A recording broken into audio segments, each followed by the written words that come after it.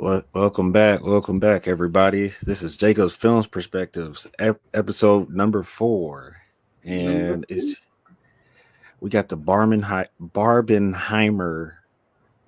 That's the most difficult word in the English language for me right now. Is Barbenheimer, Too but many I beers. love it. Yeah, so we got Deante the Giant and Jacob Smith in the building, so we're pretty much going to cover those two movies and Mission Impossible: Dead Reckoning Part One, and then that should be it.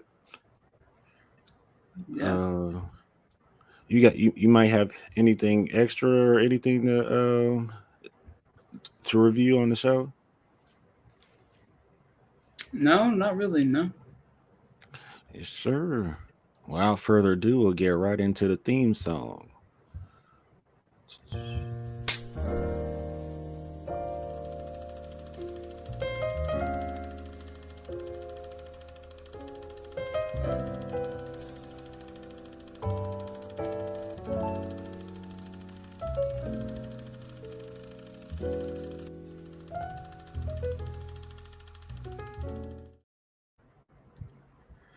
Yes, sir.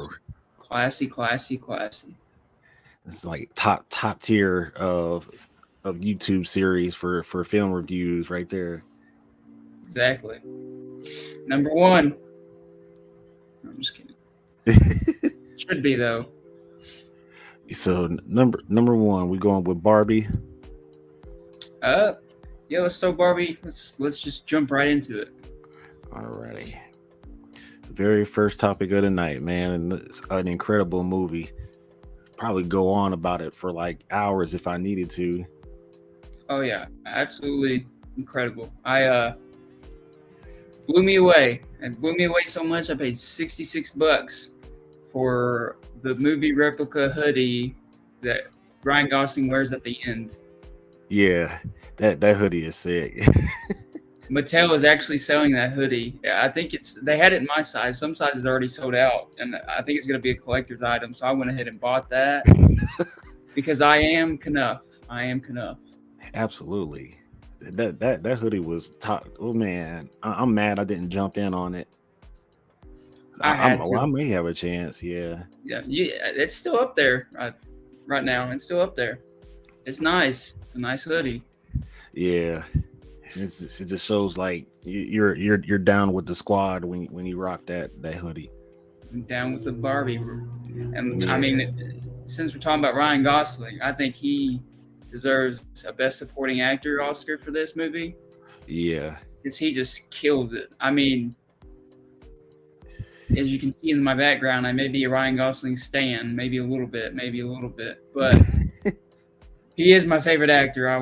I'll just get that bias out of the way. He is my favorite actor right now, and he just. I loved Margot Robbie in it, but Ryan Gosling stole the show for me. He had the most laughs out of me.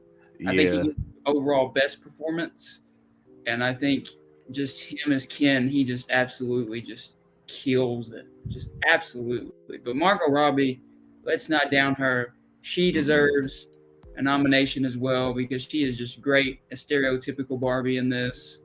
Uh, it's good to see her back in a leading role. You know, Yeah. lately most of her movies, she's been like in Once Upon a Time in Hollywood. She's kind of the secondary role, and then she's in Wolf of Asteroid Wall City for a Street. little bit, but it's like Oh, five 5 minutes, and then she hasn't been a leading woman in a movie in quite a few years, so it's good to see her yeah. back, and she does amazing as usual. She does kill it. I was like, wow, she really sold Barbie to me as a life size person. Yeah, and I was like, I mean, as a kid, I never played with Barbies, so I was never a Never. Barbie guy. I mean, I know some guys did. I never played with Barbies, or I never had any interest in it or whatever. But Mm-mm. this movie won me over big time. I mean, it is definitely up there for one of my favorites of the year. Yeah, I'd be bold enough to say it's probably going to be top 5 or not or top 2. Easily top five for me. Easily, I don't think anything will top. it won't bounce out of the top 5 for sure. But with that, what's crazy about this year is 2022 compared to this year is dog just trash. This Straight up year trash. has had so many good movies already, and like I've seen a lot of people kind of hating on this year, saying this year's been weak for movies. I counted. I have, because I have a letterbox. I have 7 movies that I give an A+ to this year. 7 movies. And last Wow. year I gave an A+, as far as I can remember, to one movie, and that was The Batman. That was the only movie that got an A+ for me. So Man. this year is kind of whooping up on 2022. This has been a great year for movies already, and we're just only halfway through. Dude, I'm kind of proud of all of these directors. They're kind of like going above and beyond for cinema right now. And Greta Gerwig, she's just amazing. She's a great actress. If you've seen, that's one thing you could take from this review is if you have not seen Frances Ha, which is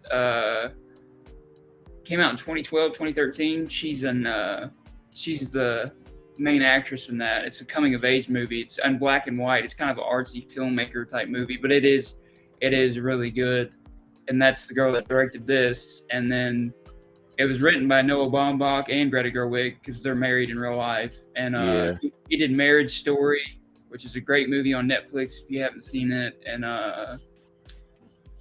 also Greta Gerwig did Lady Bird and then the remake of Little Women, which I love both of those movies. So like definitely if you love Barbie, go back into Greta Gerwig's catalog and go check out what she's acted in and directed, because she's a top talent in the industry right now. And Noah Baumbach really is. That's a power couple for filmmakers. Yeah. Oh yeah, for sure. Because I think he actually may have directed Frances Ha that she stars in. I can't remember, but that I watched that movie for the first time this year, and it's great. It's really good. Yeah, I'll have to check. I've heard a lot about Frances Ha. I don't think I've had the chance to see it yet. What's up? What's going on, buddy? Yes, sir. We're just going over the first topic right now, and Jacob was going in depth a little bit about Barbie and how you felt about it. Yeah. Yeah, it was great. I was teetering on, I never said if I gave this movie an A+, but I'll just get out of the way. This movie's an A+ for me. It's a 5 out of 5, 10 out of 10, whatever your rating system is, it's that. But it was an A, and because there is one scene, I will say I do have one nitpick with this movie. There's one scene where America Ferrera, her character, gives like a 5-minute speech about women in today. And I don't want to say anything that makes me sound like a misogynist, because I'm not. I support this movie and the feminism and all that. I support that. But it was a little heavy-handed, hitting you over the head, where she was just like going over everything political. And I was just like, oh, okay, we've seen this already. We know. I mean, the movie's already giving us this information subliminally without yelling it in our ears, and that was kind of like a preachy moment. But it ended so well that I was just like, it's an A+. I had to give it an A+, just because the way it wrapped up. I have that one little nitpick, but I will say it's an A+. Yeah, that ending was so good. Like every mistake made in this movie was kind of forgiven on my end. I was just like, dude. Yeah, what did you give it? I gave it an A+ for sure. That's going to be a solid A+, 10 out of 10. Yeah. So, okay, we're on the same page there then. And shoot, let me think. This movie there's a lot to it, and there's a lot to talk about, and it's just like, I don't know where to start, where to dive in. I mean, I mentioned about Greta Gerwig. I wanted to give her stuff, and mention her because you should really go check her out. And I really like this movie, not for just because I feel like the message is important, Yeah. but also it has a message about masculinity and toxic masculinity that I didn't expect with the whole Ken storyline. Yeah. That I would say it's just as much pro both genders. Like it's both like there's already so many people downing this movie and like review bombing it and all that, saying it's a feminist movie. Oh, it's just preaching feminism, feminine. It's all that, and I just it's not because Yeah. it's also preaching like guys, you can be on your own too. You don't need a woman in your life to be complete. Like that's the whole arc of Ken is he can be himself without. He feels like he needs Barbie the whole movie, and then we find at the end he's Knuff and he needs to find He's out who he is and like who he exactly. is. And like I needed that message as well because I struggle with that as well. Where I'm just like, sometimes I feel like that. Like, man, I need to like date more, get out there more, and then but like you need to find yourself too, man. You need to find Absolutely. yourself, and you need to figure out who you are first. And this movie had that powerful message that I mean I needed to hear it, and it also has great feminist messages in it. And I just I loved it. Uh, yeah, I loved it. Yeah, I'm gonna go ahead and say it's already like my favorite movie of the year because I would not have any shame of going back to see it. And I think one of my biggest complaints is that I wasn't casted to act in this movie because I'm pretty petty about that. And it looks like the actors all had a great time filming this. Like Yeah, it looks like that's they had probably fun. one of the most fun sets I've ever seen. I would say so. It looks a lot of fun, and also just like uh, let's give it a round of applause for bringing people back to the movie theater. I mean, it has like what the biggest box office opening that's not a remake, sequel, or a comic book movie ever, or something like that. Yeah, At least the greatest box office opening for a movie by a female director, which is a great accomplishment. So just that alone is bringing people back to theaters. The whole Barbenheimer social media trend is bringing people back to theaters, and that's always a good thing. I love seeing that. I love seeing people go to theaters. I mean, I even went. I went on a Sunday morning because I told a buddy I'd wait for him, and there were still tons of people there, and people dressed in, people of all ages wearing pink, dressing up in Barbie shirts and stuff. And it's just like, it's nice to see people getting into the spirit of film and like really engaging with movies. right. That's And what I like to see. they have people of all ages participating in this clothing trend when they go to the movies. I've seen people from all. I've seen kids to like their parents rocking all pink, and I was like, dude, they got more than just attendance. They made a culture out of it. Yeah, it's an event. It really is an Yeah, event. And I I, I, absolutely love that. I was really impressed. Barbie is one of those type of movies where you got to play this for your kids the older they get so they can keep up with the message as they get older and kind of see what they were trying to talk about in between the lines. uh and at the end, like when Margot and the creator of Barbie were having that conversation about like mothers stand still because they want their daughter to see how far they've come or something, that line in the movie, I was like, yo, this movie's got a lot going on, some really positive messages to be sent. Some great messages. And I'll call out anybody who's hating on this movie. You're an idiot. I'm Straight. gonna say that right now. You're an idiot if you think this movie is pushing a feminist propaganda, or if you're trying to make it political. And like, yes, it does get into political topics, but it does it in a way where it's not distasteful. It covers it well, and it's just I don't see how you can hate on this movie because it has great messaging all across the board for everyone. I mean, like I said, it has a whole thing about men just like being a man. Like you can be a man, like you don't have to. You can show feelings. Like it had a whole scene where like Ken was like, I can't show. Like Barbie tells Ken he can show his feelings, and he's like, it's like a revelation to him. And I was like, that's. I mean, that hit hard because like especially because I mean, especially our age. You're what 32. Yeah. I'm about to be 25. I mean, we grew up, men are supposed to be tough. You're supposed to not show emotion. You're not supposed to, I mean, that's changed. It's starting to change now. But like growing up in our era, it's like, you're supposed to be tough. You're supposed to not show emotion, not have any like feminist qualities to you, and like this movie kind of just says the hell with all of that. And like, just be yourself and just like,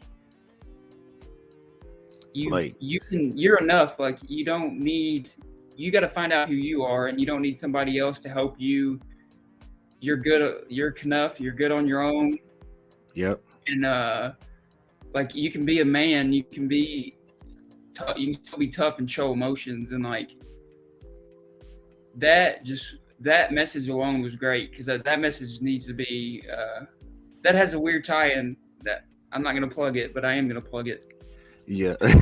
Shameless plug. The film I'm actually writing and directing right now has a similar message about toxic masculinity and like how men aren't supposed to show feelings and like men's mental health. And I feel like this movie has a great message on that.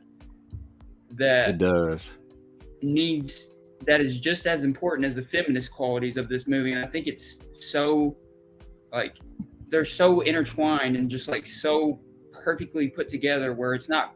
Besides the one little scene where it gets a little preachy on the feminist side, it was just so well done, so well taken care of, so well handled. And like when we go back and look at this movie a decade from now, 20 years from now, I really think we'll see this and Oppenheimer, for that matter, as an event. Like these two movies were an event in the summer of 2023 that will forever be remembered. I think they cement their place in history, honestly.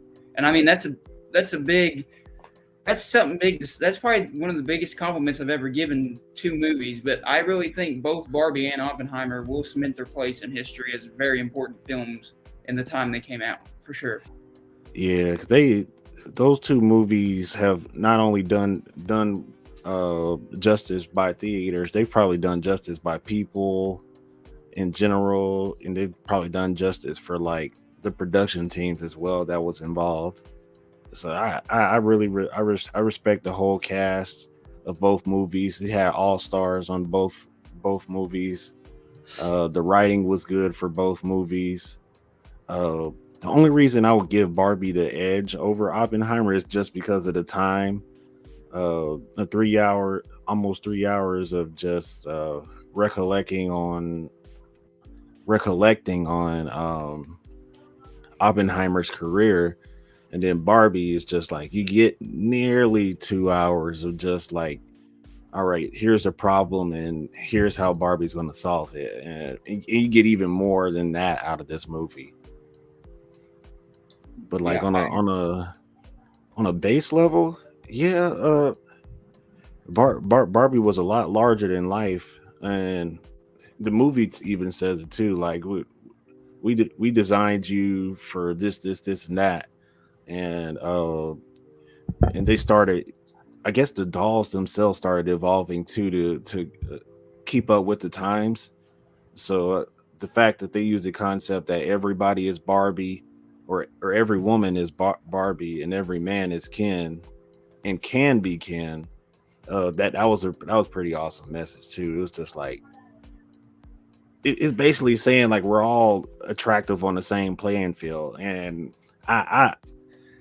that's a huge compliment to all of us. So I take that as a gas up.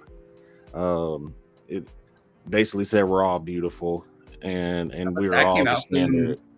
I came out feeling more beautiful than before the movie. Mm-hmm. I did.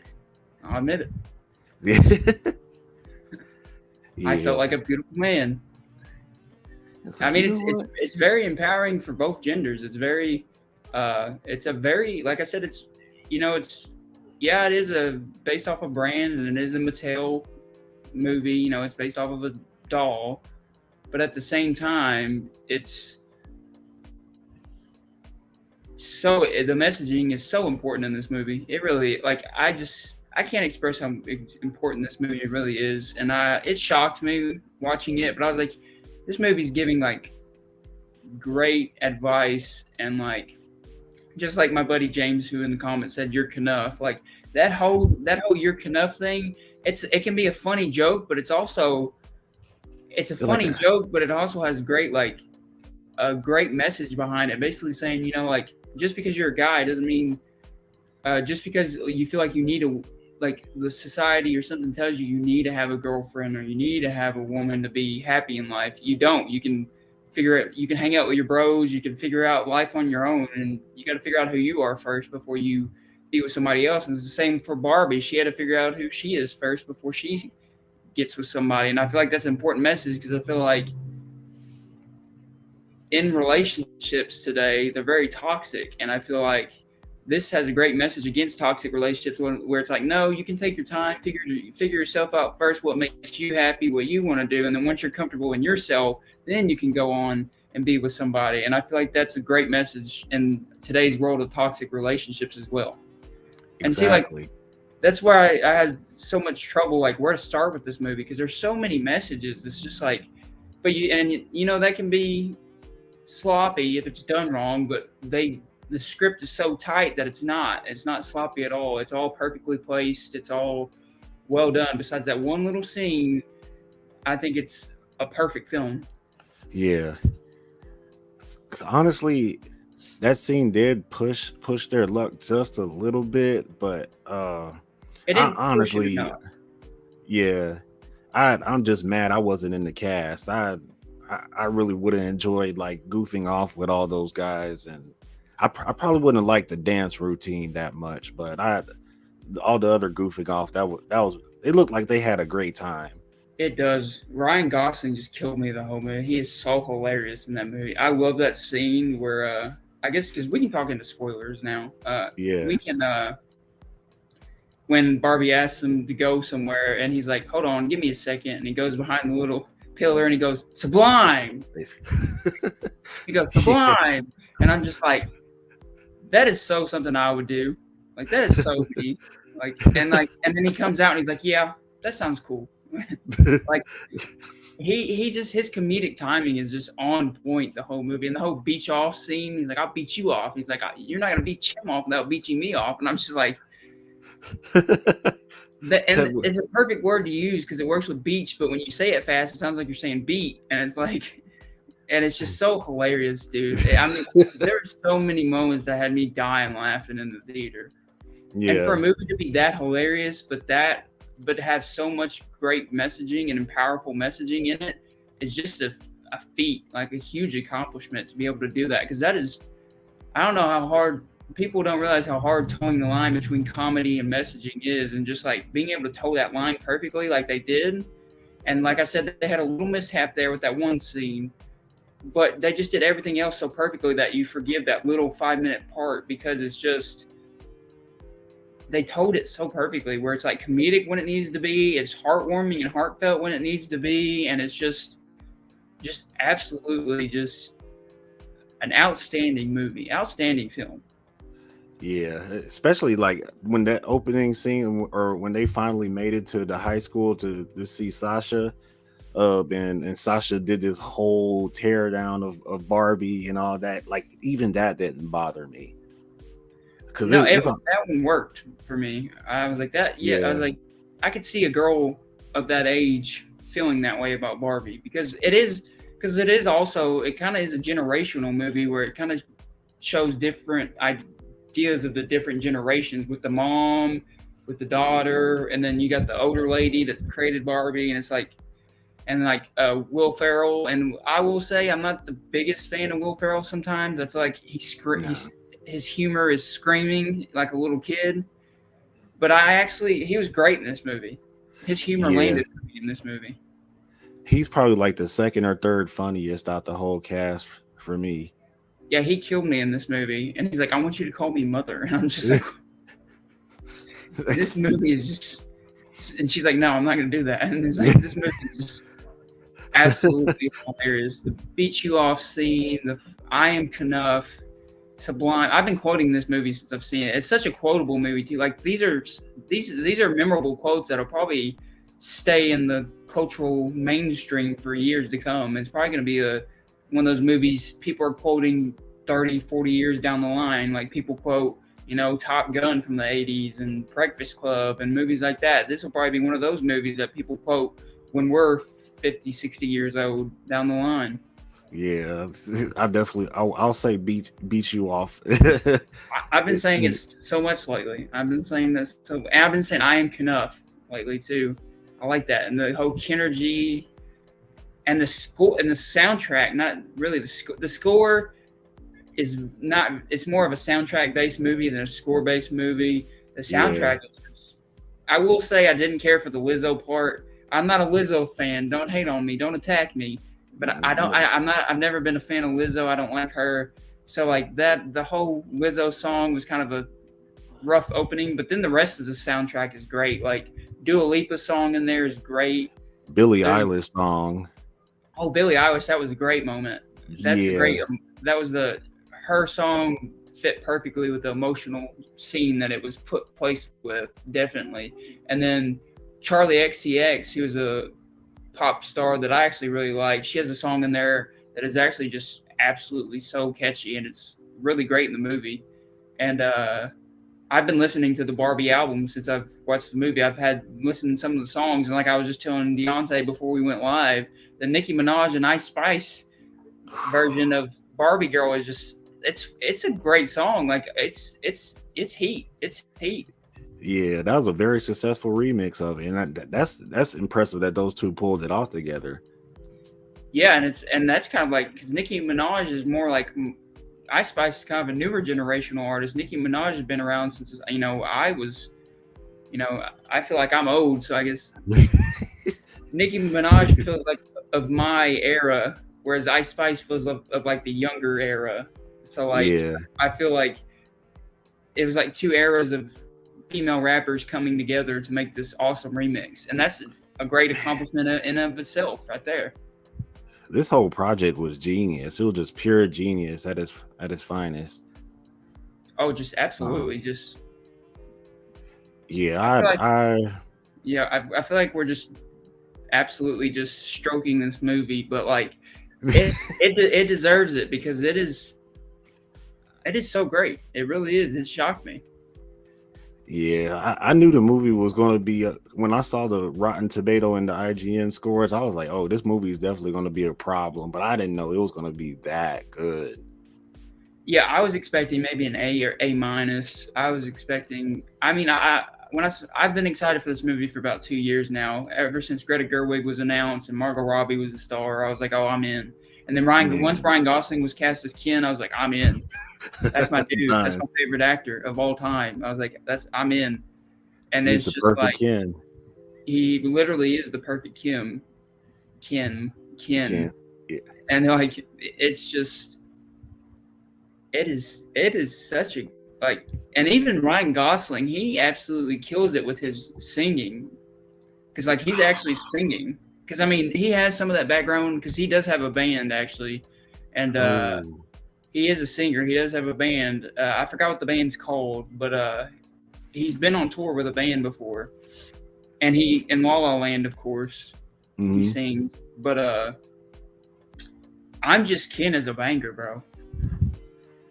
Honestly, I thought Ryan was using like somebody else's voice. I didn't know. I had a feeling it was him. And that was actually him. He's a singer. And I found out today that he's a singer. That's crazy.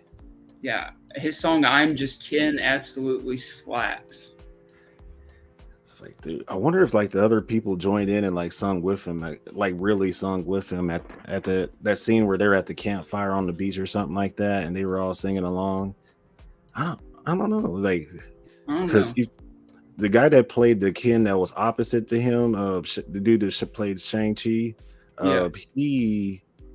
he had great chemistry with Ryan on set, and in real life he actually really dances, so that choreography was right up his alley.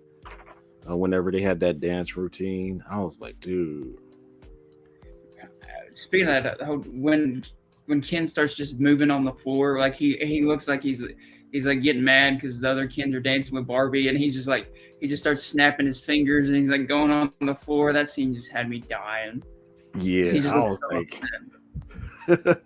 they were so petty throughout the movie. They're talking about they talk about literally me characters. I am literally Ryan Gosling as Ken in this movie. Like I related to this Ryan Gosling's Ken more than I wanted to, more than I should have. But I really that's literally me character where I was like, that's literally something I would do. Like that is me. Like him as Ken, I am just he is Yeah, definitely I am Ken. Ken is me. man, I swear this movie, I best $13 not even 13, probably like $9 or $10 I invested into it, and I'd go back in a heartbeat to Oh yeah, I plan rewatch on it. rewatching both of these actually. Oh I do. man, I wanna get I want to get another look at it, but before they leave. But I mean, like this movie. I mean, I love this movie so much. Like I said, as soon as I left the theater, I bought that "I Am Knuff" hoodie that he wears at the end. I literally bought that hoodie, and I put it on my Snapchat story, and people probably thought it was a joke. But I'm telling you guys right now, right here and now, I paid money for that hoodie, and that hoodie is coming into my house, and I will be wearing that hoodie this winter. So, absolutely. Like like, as soon as it gets cold outside, throw that sucker on. I'm throwing that sucker on, and like, it's hilarious because I was thinking about this last night. I must be a Ryan Gosling super fan. I have the exact movie replica jacket of his Drive jacket right here. And then Oh, a few years ago, I spent over too much on that jacket with the scorpion on the back. And now I'm gonna have the hoodie he wears in Barbie, and it's from Mattel. It's the official movie licensed movie replica hoodie. And I'm like over here starting a collection of what Ryan Gosling wore in movies, I guess, because you're gonna build a shrine. I have both of those now. It's just like, and I plan on wearing both this winter. So Yeah, especially if you meet Ryan in person and you get to wear that in front of him. yeah, I'd wear the Drive Yeah. jacket all day. Like I got to meet Ryan Gosling, I'd wear the Drive jacket all day because that's still my favorite Ryan Gosling film. But like, man, this movie. And like, let's talk about. I'm trying to think, because I want to give praise everywhere I can in this movie. Let's talk about you mentioned a little bit the production designers. They just, my lord, I just don't even want to think about the effort they put into the set of Barbie Land. My God, Barbie World is it Barbie World or Barbie Land? It's one of those. Barbie Land, yeah. Barbie Land, but my lord, the amount of pink and the production design is insane, and it's like you don't see that in movies anymore, and it's like it's another testament to like old filmmaking where it's like they actually built a real set and like it looks like a Barbie Land. Like props to the production designers and the people that the costumes, all of those people that made the costumes, all the people, because I mean all the outfits were incredible. All the costumes were incredible. All of the Barbie dresses, all the Ken stuff. I mean, just props to the costume department, the production design department. Props to all of them. They deserve more credit than they get because I can't even imagine the work they put into this movie, building that Barbie Land set. Yeah, they went so hard. I was like, dude, they made every Barbie actually look really good. And there's even like they got Issa Rae as the president. Yeah. And they got Dua Lipa as a mermaid Barbie. And it's like they even got like famous people in here as other Barbies. And it's just like everybody does just a great job. And like Dua Lipa, she's a singer, but like she does great as mermaid Barbie. It's just she does. John Cena, merman. Merman Barbie. Like just like everybody, just across the board, the casting was perfect. Yeah, and Michael Cera's role is Michael Cera, that's my boy. I love ever since Superbad. I love Michael Cera. He is just, and him as Alan is just hilarious. That is my whole personality as a nutshell. Is Alan's personality. He's like, That's another literally me character is Alan from mm-hmm. let's give some praise to Alan because The he fact needs is, more praise. Michael Cera is he needs more praise in this movie because he kills it. I heard somebody like joking. I don't know if they were joking around or not, but he might get his own spin-off film or something like that. That would, oh, that movie would probably be really good, honestly. Yeah, I mean I hope though that it stands alone. I hope they don't make any spin-offs. I hope they don't do anything else. I wanted this movie to be its own thing because like I don't want it to be a franchise. I want it to be just a stamp, just one film. It's a stamp. We got it. Let's do something else. Like because I don't think you could do anything more perfect with the whole Barbie character or anything. Yeah, because like a Barbie 2 or a Barbie 3 would definitely start to water down a little bit. Like how much further can you go on all the topics that you already covered? Yeah, it's just the screenwriting is just writ just such a tight script, just such a tight like when you look at the writing of this movie, such a tight script. And when she goes and she meets, and they also pay homage to Barbie and like the creator of Barbie, and like I didn't even know who created Barbie until this movie. You know, Yeah, I never thought about it, and like I know it's not the real creator because she's dead, but like the actress they got to play her played the mom in Matilda.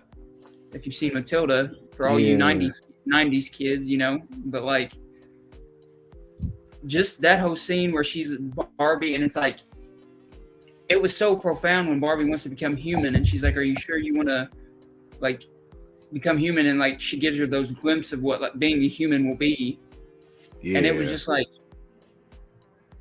absolutely just like beautiful. And it was like and I love how they're like it's terrifying that human beings are like they're like being a human being is terrifying. I love that message too. absolutely.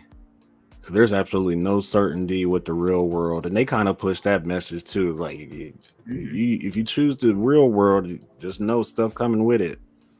And she's like, just know, I mean, the real world has you die like.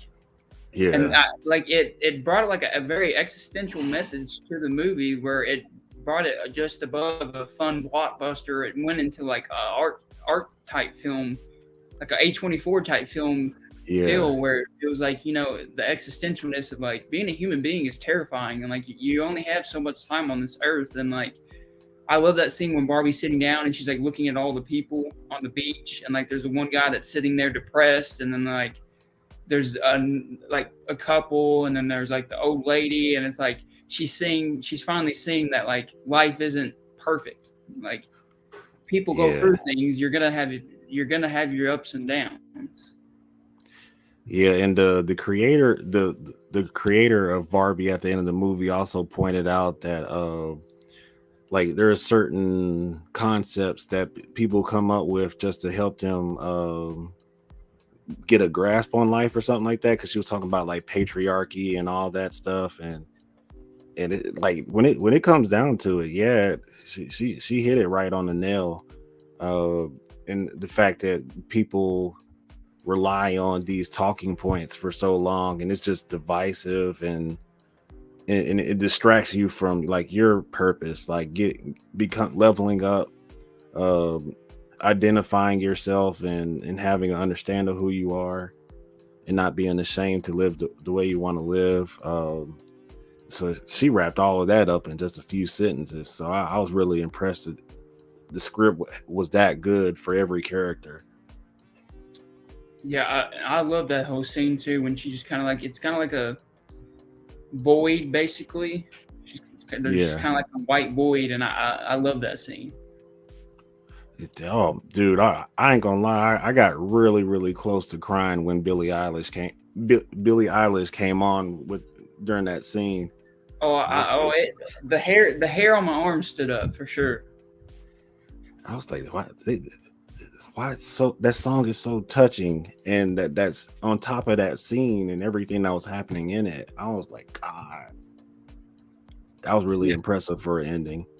it was just so great. And then like I think what really sold it like capped the bottle on it was when at the end, we see Barbie now in the real world, and she's getting all ready, and you think you think it's going for that cliche ending where she's like she's going for a job interview, she's going to get a job, and then she walks in and she's like, "Who are you here for?" And she's like, "I'm here to see my gynecologist." And I was just like, that was, and then it just ends, and I was like, that is the perfect ending, because like the whole movie just talk about how Barbie and Ken, they don't have private parts, and like, she became human. So I mean, I guess she developed that when she became human, and like, because when it was ending, it had the upbeat music, and it was like, I think they did that on purpose. It was a switch on the audience for sure, because like they set it up where it's gonna be like one of those cheesy endings to like a good rom-com where it's like,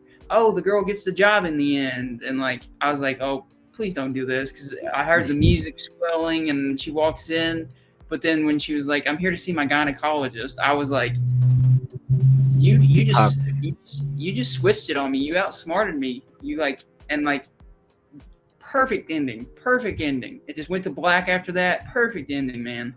Yeah, that was completely unpredictable. I had no idea what she was going to say next. I honestly did think she was going to go up and ask for like a job application or interview or something like that. That's what I was She thinking. sprung that out, and I was like, well, because she's all dressed up, and you think she's going for, like, they set it up before she's going for a job interview, but they even end it with a joke, and the comedic timing on it and everything was perfect.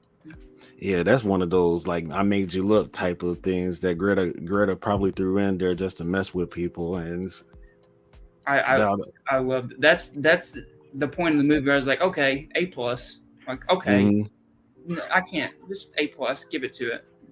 Yeah, it like if people didn't really go for a feminist message, you could still go and get something even better out of there. Like there's something for everybody in this Oh movie. yeah, it's hilarious, and they're talking about kids not wanting to see this, and I can see that because some of it isn't for kids.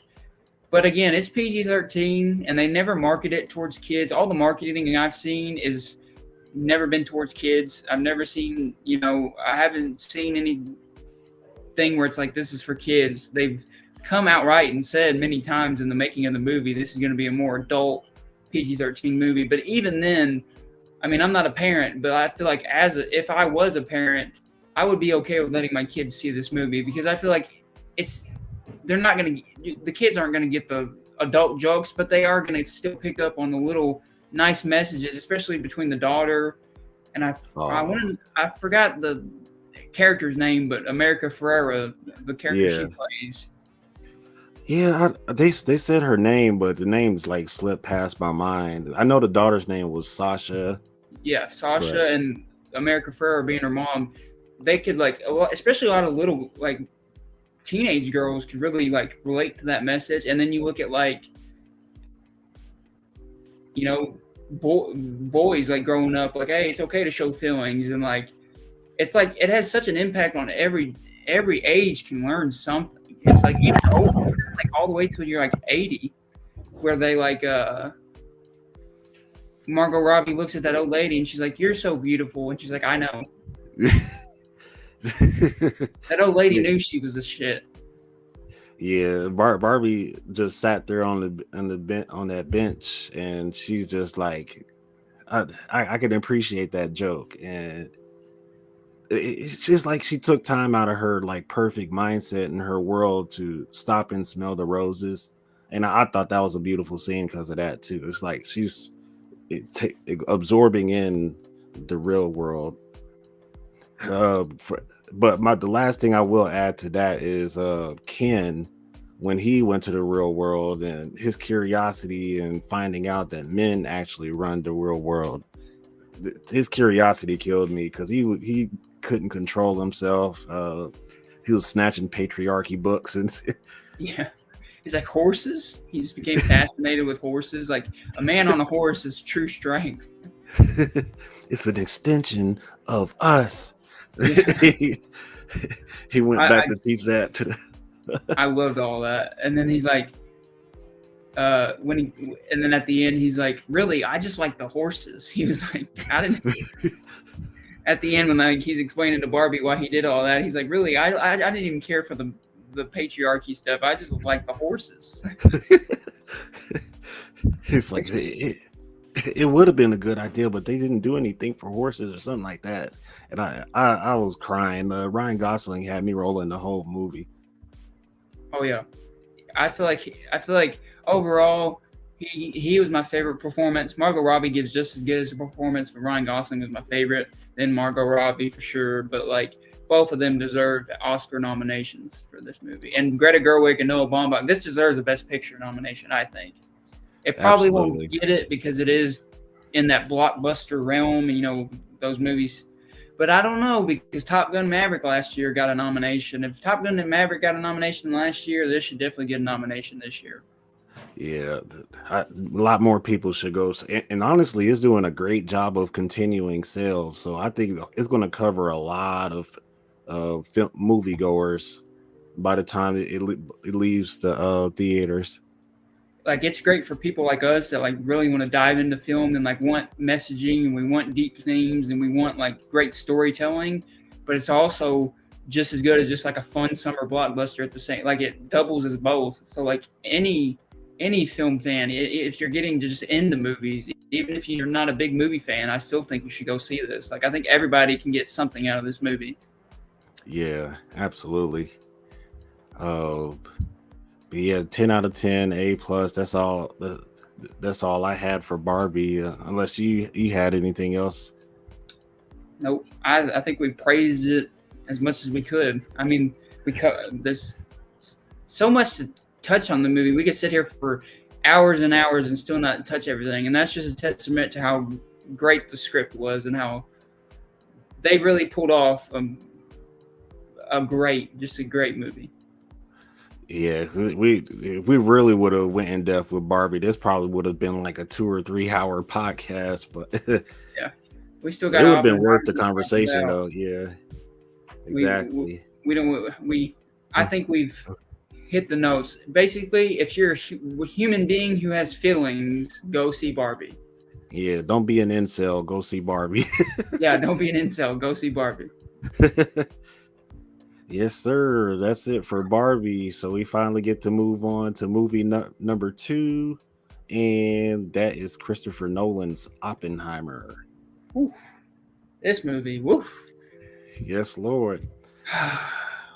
What a movie! What a lot to talk. Like, just thinking about it, you're just like, oh, what to talk about? My God! And like, I will say, I'll just get out of the way right now. Christopher Nolan is my favorite director of all time. He So is the GOAT. there may be a little bias with my review. I'll just precursor my review with there is a Yeah. little bit of Nolan. I'm a Nolan fanboy. I will admit it. People have called me a Nolan fanboy, and I am a Nolan fanboy. So just before I say anything, just know that. But this movie is a masterpiece. It is. I mean, it is so profound and it is so well executed, and I'm still shocked.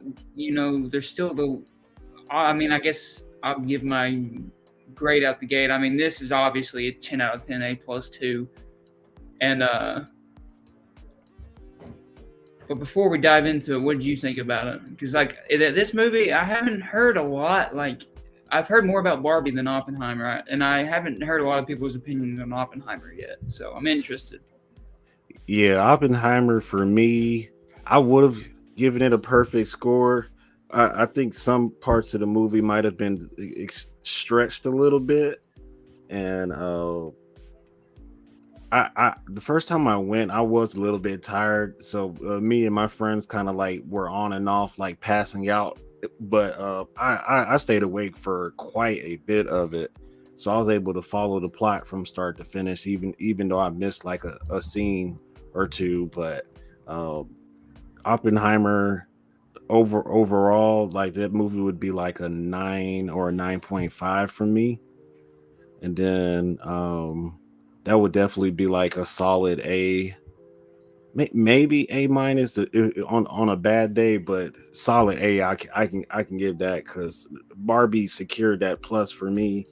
And if I give out 2 A+, and it's just like, I might be doing my critic system a little injustice, but I don't know. Maybe I'm tripping. You know what? I'm perfectly fine. I'm the idiot that's giving out the 2 A+. I don't care if people think my critic system is broken, because both of these movies are amazing. Both of them are amazing. There is nothing like I will remember the double feature of Barbie and Oppenheimer. Like, this is, like I said with Barbie, this is an event that's going to go down. Like, both of these movies just brought people to the theaters. It made people engage with cinema and film, and that's always important. So yeah, especially with the social media trend and everything that they had going on with the memes all over social media. People like, people I went to school with, and like people that I know that don't even really care about movies or anything are getting into this, and I'm just like, the film guy of me wants to be like, oh well, I've always been a Nolan fan. Like, what, you guys are just bandwagoners jumping on the bandwagon. But at the end of the day, I am happy that more people are opening themselves up to film and letting a film consume them and take their lives. Right. That is extreme escapism, especially with Oppenheimer. Yeah, because God, Oppenheimer. I don't even know where to start on Oppenheimer, honestly. Christopher Nolan came out and he said that he didn't use any visual effects on this movie. That's all practical. Which there is a few things where I'm like, how did you do that? Because there is a few things where I'm like, I could see where he could use miniatures instead of CGI, but there's a few parts in this movie where I'm like, you had to have used visual effects there. Yeah. So I think that may have been a little overblown statement there, but I mean, no pun intended, overblown. But like, yeah. That the amount of work in Barbie, the amount of work that went into this movie was even more. Like, the scale and the scope of this movie, the amount of practical effects they used. He used a real explosion. He didn't use that nuclear explosion we see when they test the atom bomb as a real explosion they did. Like, it's not CGI. My God, Christopher Nolan, you go. Monster. Like, I can't imagine the painstaking work. And then, I think it's Cillian Murphy is how you say his name. Yeah. He deserves a nomination for Best Actor. I honestly think he should win Best Actor over Margot Robbie and Barbie. But because he gave his all to the role. He lost so much weight. He's so thin, and I heard he only ate an apple and something a day. He lost a lot of weight. He did method acting, Christian Bale stuff with this role. Wow. And he just absolutely just blows it out of the park, because Oppenheimer obviously was a very complicated guy, and he plays that perfectly, because the whole movie you're not for him but you're not against him at the same time. He's a very morally ambiguous character. You never see him as the hero, you never see him as the strict villain either. He's just a morally ambiguous person where you're I don't know about this guy. The whole movie you're I don't know if this guy is good or not, because sometimes he's so egotistical and cocky, and then other times you're well, he does have a heart, because he is oh my God, what have I done there at the end. But and to be able to portray all of that and just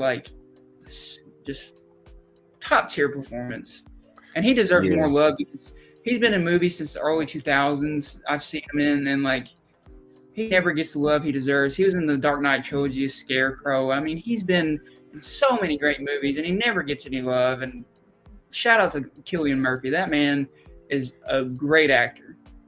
Yeah, he definitely stole that role. I did not see Cillian Murphy in that movie at all. I just saw Robert J. Oppenheimer, I guess his full name is, and he sold it so good too. I thought I was looking at Oppenheimer the entire movie, and actually, if you seen a picture of Oppenheimer, the real Oppenheimer, and put it side by side with Cillian, they kind of favor quite a bit. They do. Yeah, because he's a very skinny, tall man. Yeah, one of the greatest minds in this country. And like, what's crazy is that, at least in my history, my learning in school, I did not learn much about him in school. It was always about Truman and the atomic bomb in Japan. You always heard about Truman, and like, there's even a line with Gary Oldman, who plays Truman. It was nice seeing Gary Oldman back, Detective Gordon from the Dark Knight trilogy. But Absolutely.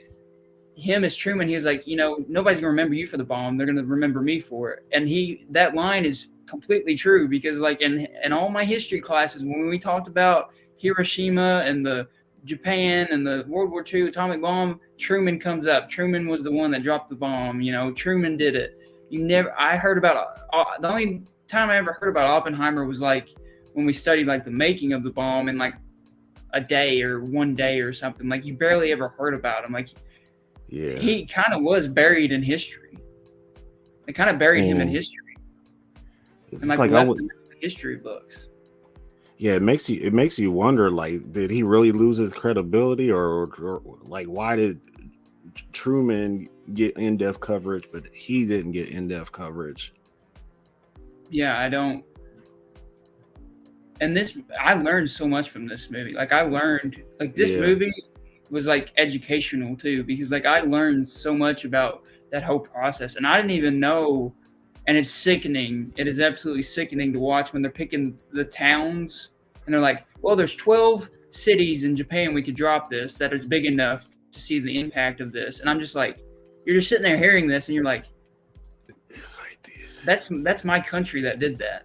Like, they did that back in the day. I know it's a film, but it's pretty accurate, I'm pretty sure, to what happened in real life. And like, my country did that. Like, that makes you sit there and think, like, we're living in a country that, like, back in the 40s, they sat there and just picked a city at random, just playing God.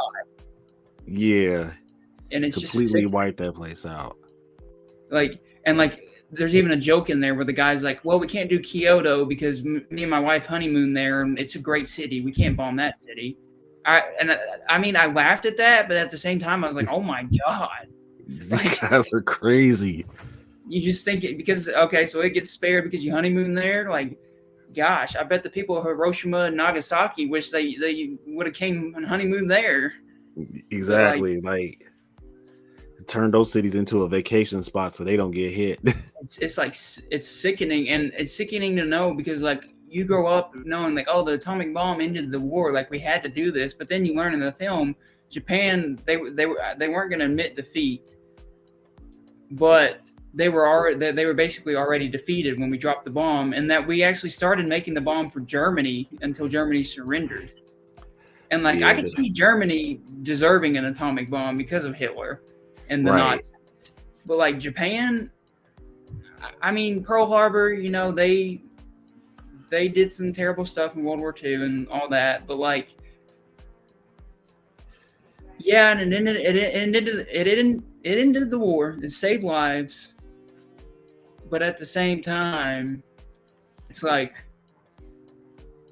was that necessary? And then the movie leaves you with that question still, and kind of it leaves you with like, you testing your own morals and your own like human nature. You're just like, it like hits you. At least for me, it hit me down in my core, where it made me like, you can ask my friend this. At the end of the movie, the end scene, I will say this right now: the ending of Oppenheimer is one of the greatest endings in cinematic history.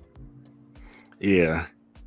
The end scene, after he talks with Albert Einstein, he's standing there. You see the rain hitting his hat, and he's just looking. And then you see what he's imagining, all the rockets going up in the sky.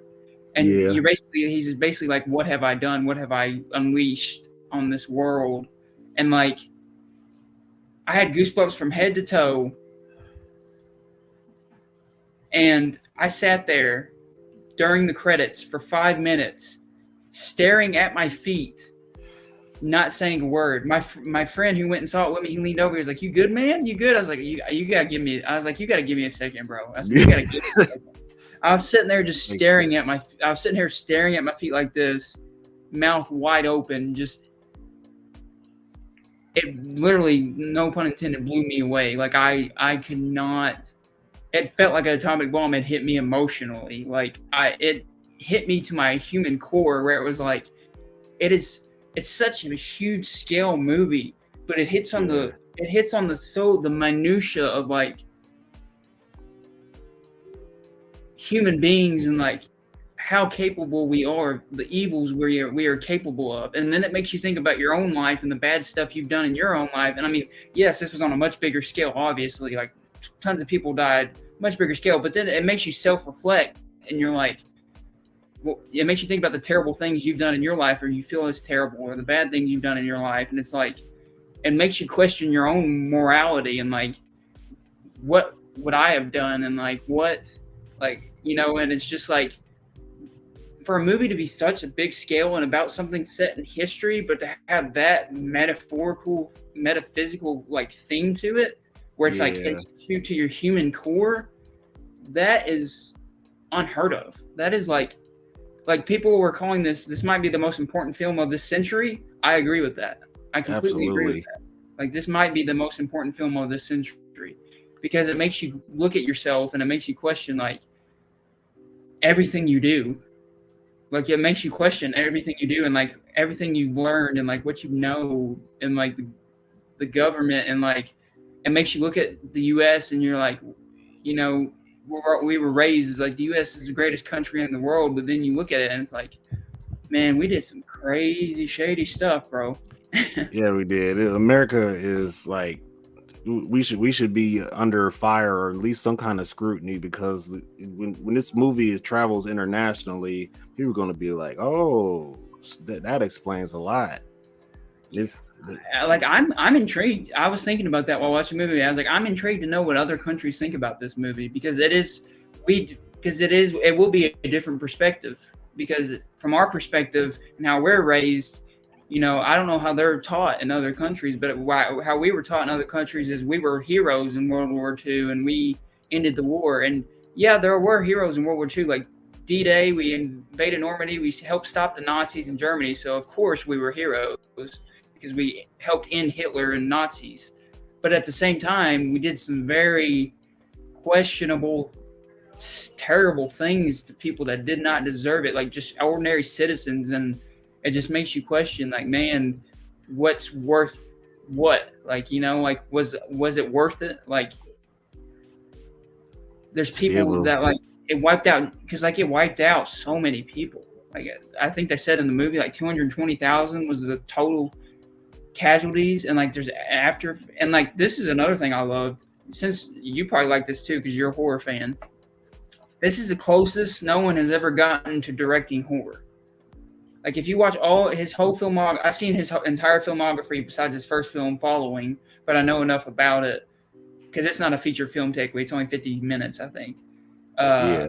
But I've seen all of his movies multiple times, and this is the most he delves into horror, with the whole scene where he's in the auditorium and everybody's cheering Oppenheimer on, and then he just sees them with their faces peeling off, and like he steps on a body and it's completely ash, and it's like he's seeing like, and he's hearing the screams of a little Japanese girl, and it's like, Jesus, like Christopher, and it.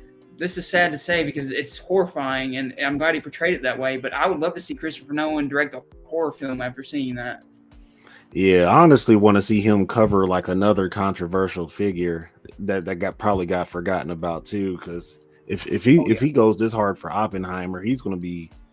He just started a rabbit hole that could take him way back to show us like how crazy America really is, and how some of the choices we made in each war have shaped the rest of the world.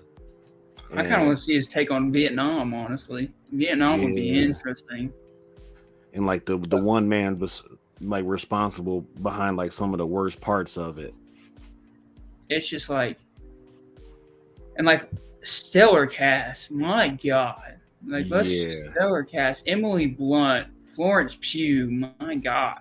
But like, man, Florence, oh man, Josh Peck, Josh Peck, Alden Ehrenreich, the guy that played Han Solo, Robert Downey Jr., Jack Quaid from The Boys. Jack Quaid from The Boys and Scream, Yeah, uh, Matt Damon, Josh Hartnett. I haven't seen him in a long time. It was good seeing nah, Josh Hartnett back. This cast was just like, you can't even name them all. There's so many familiar faces though. You've seen another, like I saw so many people. I was like, oh, I saw him in that movie. Oh, the elf from Santa Claus. yeah. He's chubby in this movie. It's hard to tell it's him, but he's the head elf from the Tim Allen Santa Claus movies. Oh, I didn't know that. You know, I forgot his name in the movie. He's the guy with the slick back hair and the glasses that's really close with Oppenheimer. I forgot his name. Slip back hair and the glasses. Slip back hair and the He's glasses. he's kind of a chunkier guy. Was he the one with the accent, the really thick accent? Or no, that's a different guy. Who's He had like a Brooklyn type of accent. the other guy with glasses? But he's unrecognized. His name is David Krumholtz, is the actor, but he's unrecognizable. Like it's just, and I don't know if he gained weight for the role, if he was already that size, if they added prosthetics. I don't know. And that's another thing they did at the end there when they made everybody look old. I thought they did great with those old age. Like they didn't use CGI, no de-aging like Indiana Jones. Yeah, I was like, I didn't know if that was like CGI or did they just really went crazy with the makeup. The makeup, shout out to the makeup team for that one. And I love that when Albert Einstein was like, they'll celebrate you, they'll hate you for it, but then they'll celebrate you and you'll be eating pudding and coleslaw or whatever he said. He's like, and you're going to sit there and you're going to accept it. But you yourself, you know what you've done. And it's like that final scene just smacked me like a ton of bricks. I was like, because it shows him as an old person and he's just like sitting there, everybody celebrating him, but you can still tell he's like, what have I done? Like, You gave mankind a weapon to wipe itself out. because of him, there's a whole the world changed completely. Like the world literally changed. And like, because splitting atoms, that's something that you're not supposed to be able to do. That's something that like you learn in science class and stuff. That's something that is like, if you believe in God, that's something that's godlike. That's something that's like, you're not supposed to mess with the universe in that way by splitting atoms. And like, we did that just so we could prove that we were powerful. Like we played God and he literally became destroyer of worlds. He became death. Like he literally learned how to split an atom, and like along with the other scientists, it wasn't just him. There was other scientists there helping him, but he was the main guy behind it all that had the idea. He definitely took some accountability for his actions, so I do respect Oppenheimer in that aspect of it.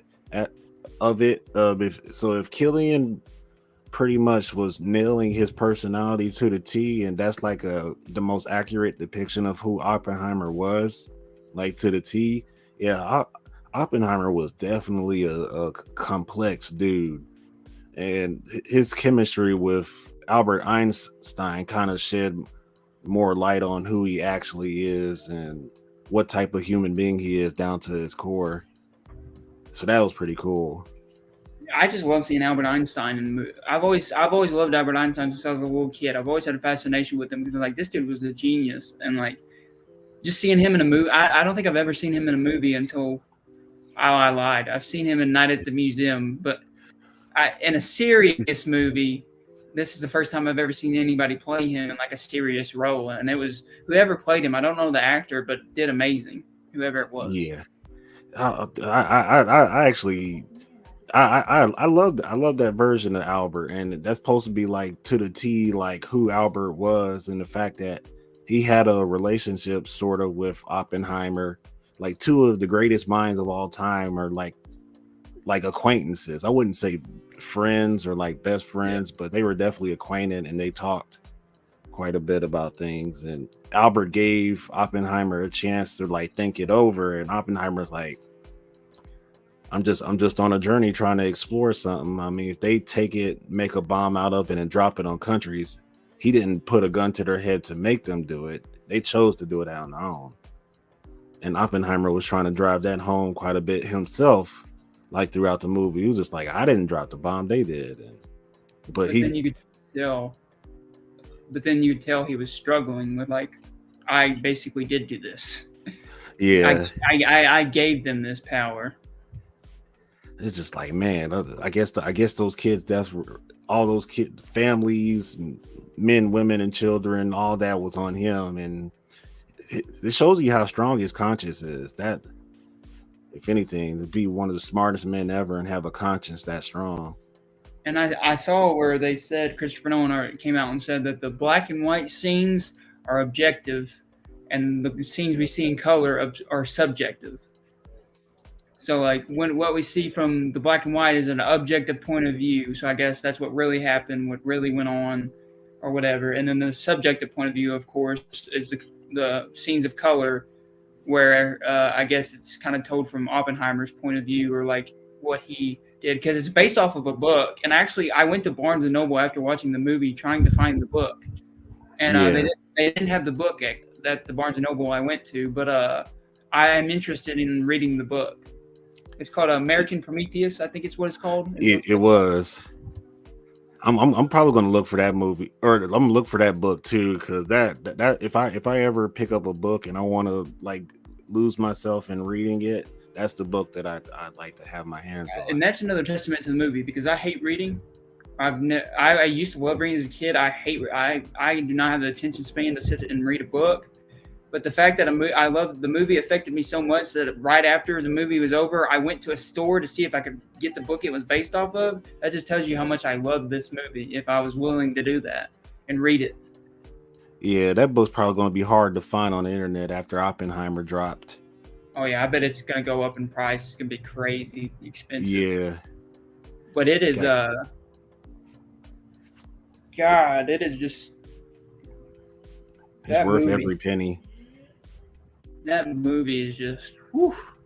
Like I said, I sat there for 5 minutes staring at my feet, questioning my own life decisions. And like I've had maybe a few movies make me do that. And like I've never had an experience like that in theaters, where I mean at the end I literally had goosebumps from head to toe, and I sat there with my mouth open staring at my feet for 5 minutes. And I know that's hyperbole, and people are gonna be like, "Oh, you're just saying that." I mean, you can ask my friend James, who was in the comments, who I saw it with. He he thought something was like wrong with me, like I was sick or something, because I was sitting there just staring into space, just like Yeah, the movie hit me to my emotional core. Like it literally rocked me down to my core, and I was just like, my God, because you think about it and you're just like, it shows you how capable human beings are of destroying themselves and destroying other people, and how evil we can be. It shows you how messed up our government was, and it even shows you, which I didn't even know this, but it shows you like how the Cold War kind of started too, yeah, and like how Russia even got our information is because it showed you how like laid back they were in like hiring people on the project. Like they didn't do a lot of security clearance like they wanted to. Like Oppenheimer was just bringing on all these scientists. And he's like, come on, like, and he was a part of a communist party before, and like he was bringing people in and like barely checking them for security clearance. They're still communists. It's like they were so careless with the making of the bomb too, and it's like, Jesus, like look, it was shocking to see how careless they were making the bomb, and like how all these secrets got out to Russia, and now Russia created, because of Oppenheimer, basically the Cold War happened for 10, 15, however many years the Cold War ran. I think it was from the 60s to 80s or whatever. yeah. And we're That's still, a huge deal. yeah, and we're still like, it's 2023. This stuff happened in the 40s, and we're still dealing with the ramifications of what happened in the 40s today.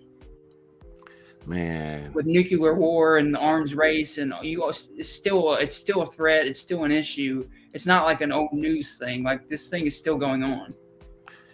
and it's just like, and especially if World War III ever kicked off, like Oppenheimer would still have a role in that too, because it's just like if Russia uses their nuke, and then the United States uses their nukes. It's just like the Because from what I father of got the from atom it bomb. was because he added that guy Fuchs was his name, who was supposed to be British, but actually he was a communist for Russia who stole everything from the project and gave it to Russia. So from my understanding is Russia stole from us because Yeah, Oppenheimer was so loose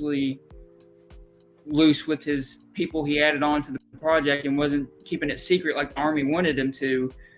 And Russia got it, and now other countries have it, and they built and it created a war for years and years, and we're still dealing with the ramifications. Like this is still it's still crazy that it's something that happened 80 years ago now. 80 years ago, almost 100 years, almost a century ago, is still affecting us. Like still relevant. Like this movie is still politically relevant to today. yeah, and it makes you take a deeper look at like what the what's the government's war objectives now and all that, because it's just like Truman, like that one scene with just him like so catching Oppenheimer off guard with his attitude is just like that's the type of president Truman is. It's just like who. Yeah, that was and that scene like unintentionally was disturbing. Like Yeah, I don't know if it was just how Gary Oldman gave his performance, but Truman came off as like a disturbing character for me because I was just like, because he was just sitting there laughing it off, like, so what? We won the war. He was like, and like Oppenheimer was like, yeah, but there's like, think about all the people that died, and he was like, think of the ramifications. He's like, we won the war. He was like, you can leave now. He was like, just get out. yeah. He said something like when Oppenheimer was like almost out the door, he said something to his secretary or Oh, whoever that he was. said, never bring that crybaby back in here again. It was like, oh, I was like, my God.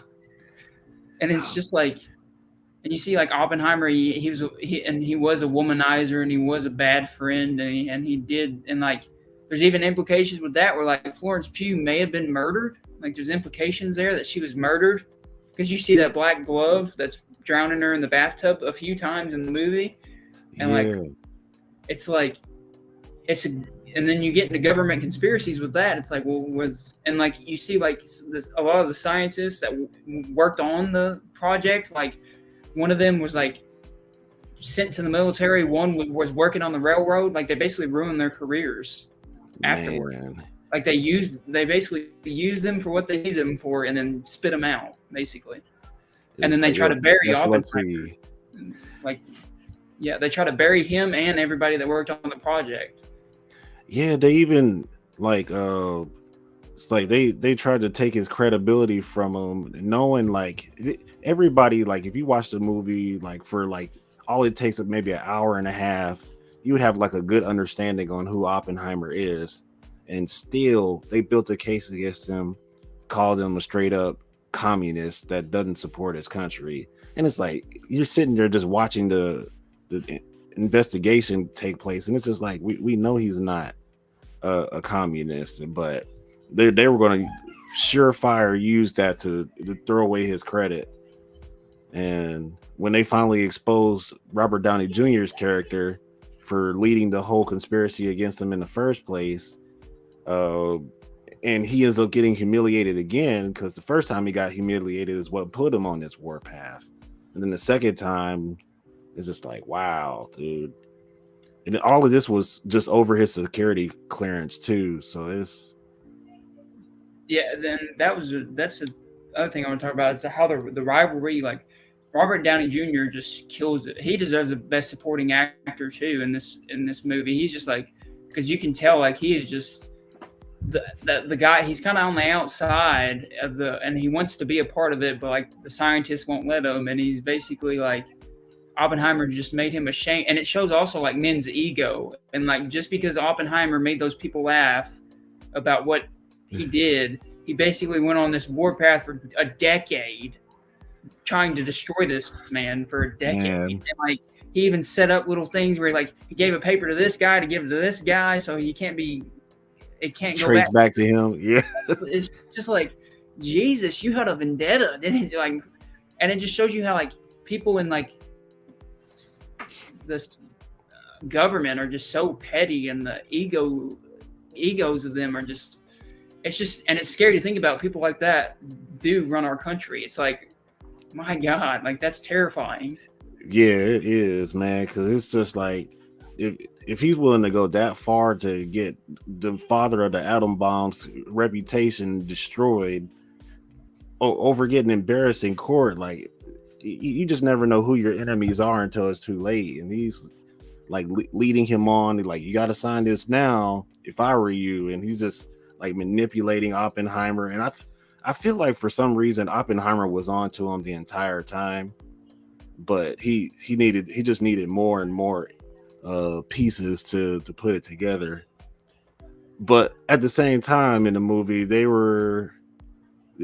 kept like giving him red herring, so he's always locked in on somebody, because this whole investigation to get his security clearance taken away was this guy, and his wife wouldn't let none of it slide. So she could not stand a lot of people that had to talk against Oppenheimer, knowing what Yeah. was all at stake.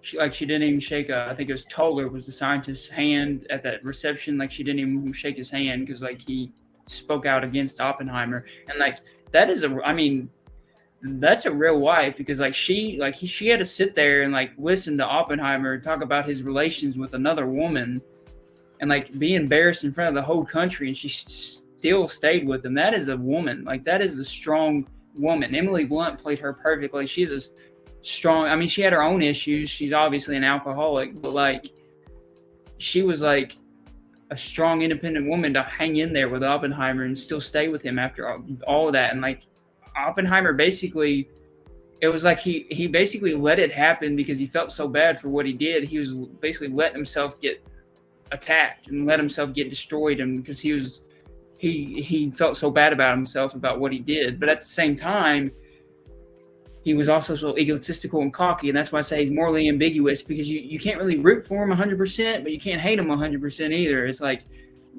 you can't really get your finger down on the guy. Like, what does this guy really feel? Like, what is? I mean, you can tell by the end, of course, that he's very remorseful for what he did, but at the same time, it didn't stop him from doing it because he wanted that glory. And it's like, Yeah.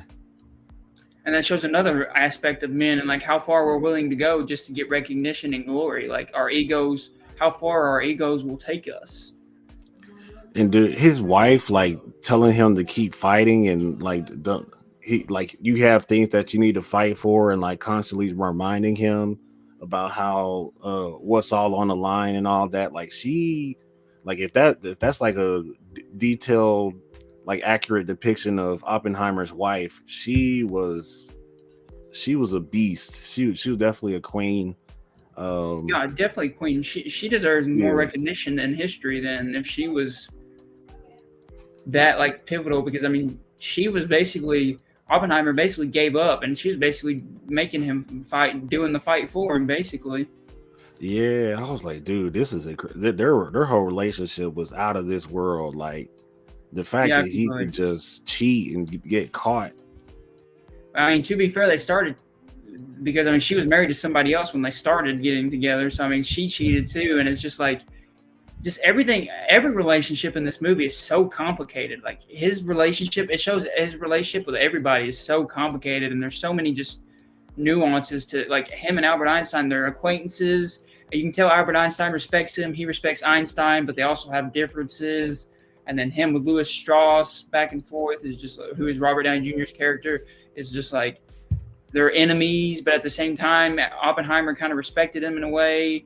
But then he also called him a lowly shoe salesman. And it's just like, man, like this guy was just, he did not have a relationship in his life that was not complicated. Like his side piece, Florence Pugh, I mean, she was a communist and he knew it, but he still slept with her and he still had things with her because he obviously loved her. And like, you know, she was technically the only death in the movie that we saw.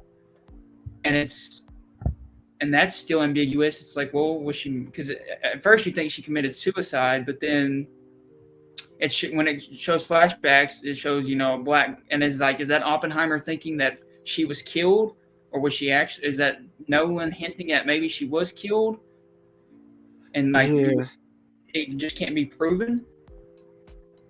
It's like one of those objective, subjective like moments in the movie too. I honestly think like the black love pushing her head down, and then maybe they staged it to where those pills were right next to the bathtub on purpose, so it looked like she drowned herself. Like that could take you down the rabbit hole for all sorts of stuff. Yeah, and that's just like a small little detail of this plot. Like this movie is so huge, and like you could Yeah, go down so many rabbit holes with different like. There's so many plot points in this movie that will take you down a million different rabbit holes. You could spend your whole life probably chasing the rabbit holes in this movie. yeah. The rabbit holes in this movie that they started were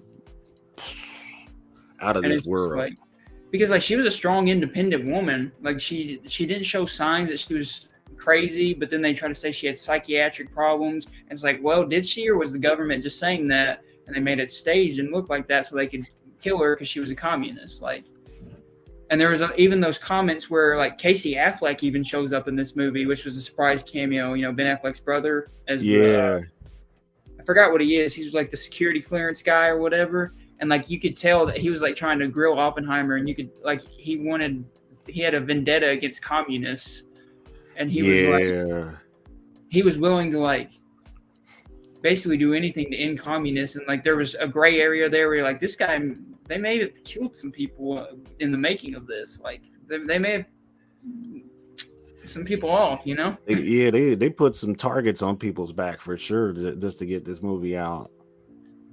And Um, just like also like the fact that they spent over $2 billion and built a city just for the making of the bomb is crazy. yeah, yeah. Pick a location. We'll build one right there. We'll build a city right there for you guys to live in. And it's like, wow. And Oppenheimer's first suggestion, when all of it's said and done, is like, yeah, give it back to the Native Americans. Give the land back to the Native Americans. And the government official was like, we can't do that. And it's You like, know, they're like, well, we need to keep it there to still work on this. And yeah, Oppenheimer, because there's a scene where Oppenheimer basically says like the reason why, because we don't really know why he wanted to create it, because he gives it multiple reasons throughout the film, but the one he most gives is that he wanted to create it, and then they use it, and he basically said, I hope they use it, and then they learn that like how terrible it is, that it will stop all wars forever. Like that was his yeah, main talking point of why he kept working on it. It's like, well, we're going to sacrifice these people because it's going to stop war forever by making this.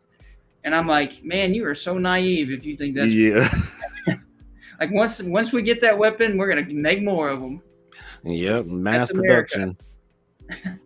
We're going to mass Yeah, produce these babies. Like, and like you even see it like afterwards, like he's left out, like Matt Damon, his character is like, I'll let you know as much as I can. And like he didn't even hear about the bombing until after it was done. Like they just called him, and it's like, and like they basically just like once the scientists were done with it, they were like just like, bye guys, like you gave us peace what we out. needed, bye.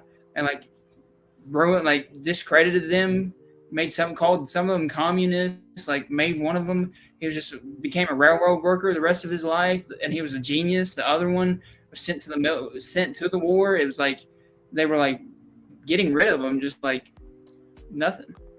Yeah, some of those scenes I can't remember too well, but I definitely remember like seeing like it was like near the credits, wasn't it? Like they were just revealing like what happened after everything went down. Yeah. And Yeah, that's another thing. Like this movie, to really like absorb all the information, you gotta watch it multiple times because yeah, there's so much being thrown at you during. If you haven't read the book, like I'm guessing even if there's so much information being thrown. Like every second, there's a new detail. There's like, oh well, they did this because of this, but then this guy doesn't like this guy, and then there's like political problems with this guy, and he's trying to go up for cabinet, so he wanted to set up this guy. It's like all this information. You're just like, I don't know what to do. it's like, man, I'm learning a little bit too much about the entire cast of this movie. And like, It- I can see where you give it an A or A minus. I can see where you felt like it was slow in a few parts, because I had that same. I was on the verge. I was going to give it an A minus. I was even thinking B plus, and then because the first 2 hours for me, the making up until after the explosion of the testing of the atomic bomb, it went by so fast. It flew. my friend checked his phone. He's like, we got like an hour left. And I was like, holy crap. I feel like I've only been in the movies 30 minutes. Like, Man. I can't believe we're already 2 hours into this. Like, it went by so fast. But that last hour, it does drag. But there's so much information that no one had to put in there that it was like he couldn't leave any of, like, when I look at movies, I'm like, well, can you cut any of this out? Like, can you cut any of this out? And when I look at it, there was not one scene he could cut because it was long and it was taxing, but he couldn't. There was not one piece of information he could leave out because you had to give all those little pieces for it to culminate at that ending to shock you the way it did, and like they had to do that. There's nothing they could have cut out. So, like, I'll tell you, like the last 45 minutes, because the theater we go to has recliners. I literally put the recliner down and I sat I was leaning forward because I was in the very back, so I wasn't bothering anybody. So I was leaning forward, like just glued to the screen. And I was like, okay. And I was just like engrossed, like lost in it. And then I was like, okay, let's go. Let's wrap this up. And I was like, man, this is God, the pacing is really taking a hit in this last hour. Come on, Nolan. And then the last 10 minutes, you realize all that, like 30 minutes that you just watched that you thought was kind of dull and you shouldn't have, like, oh, you could have cut that and cut that. You realize in the last 2 minutes, oh, he could not have cut any of this because then it all ties together in the last 10 minutes and it wraps up in a perfect bow.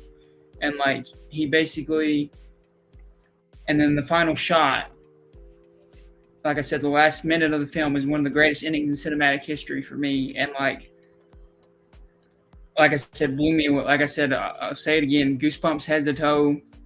Had me not knowing who I was for 10 minutes, staring at my feet, mouth wide open, just emotionally and devastated. Just rocked me to my core. My core.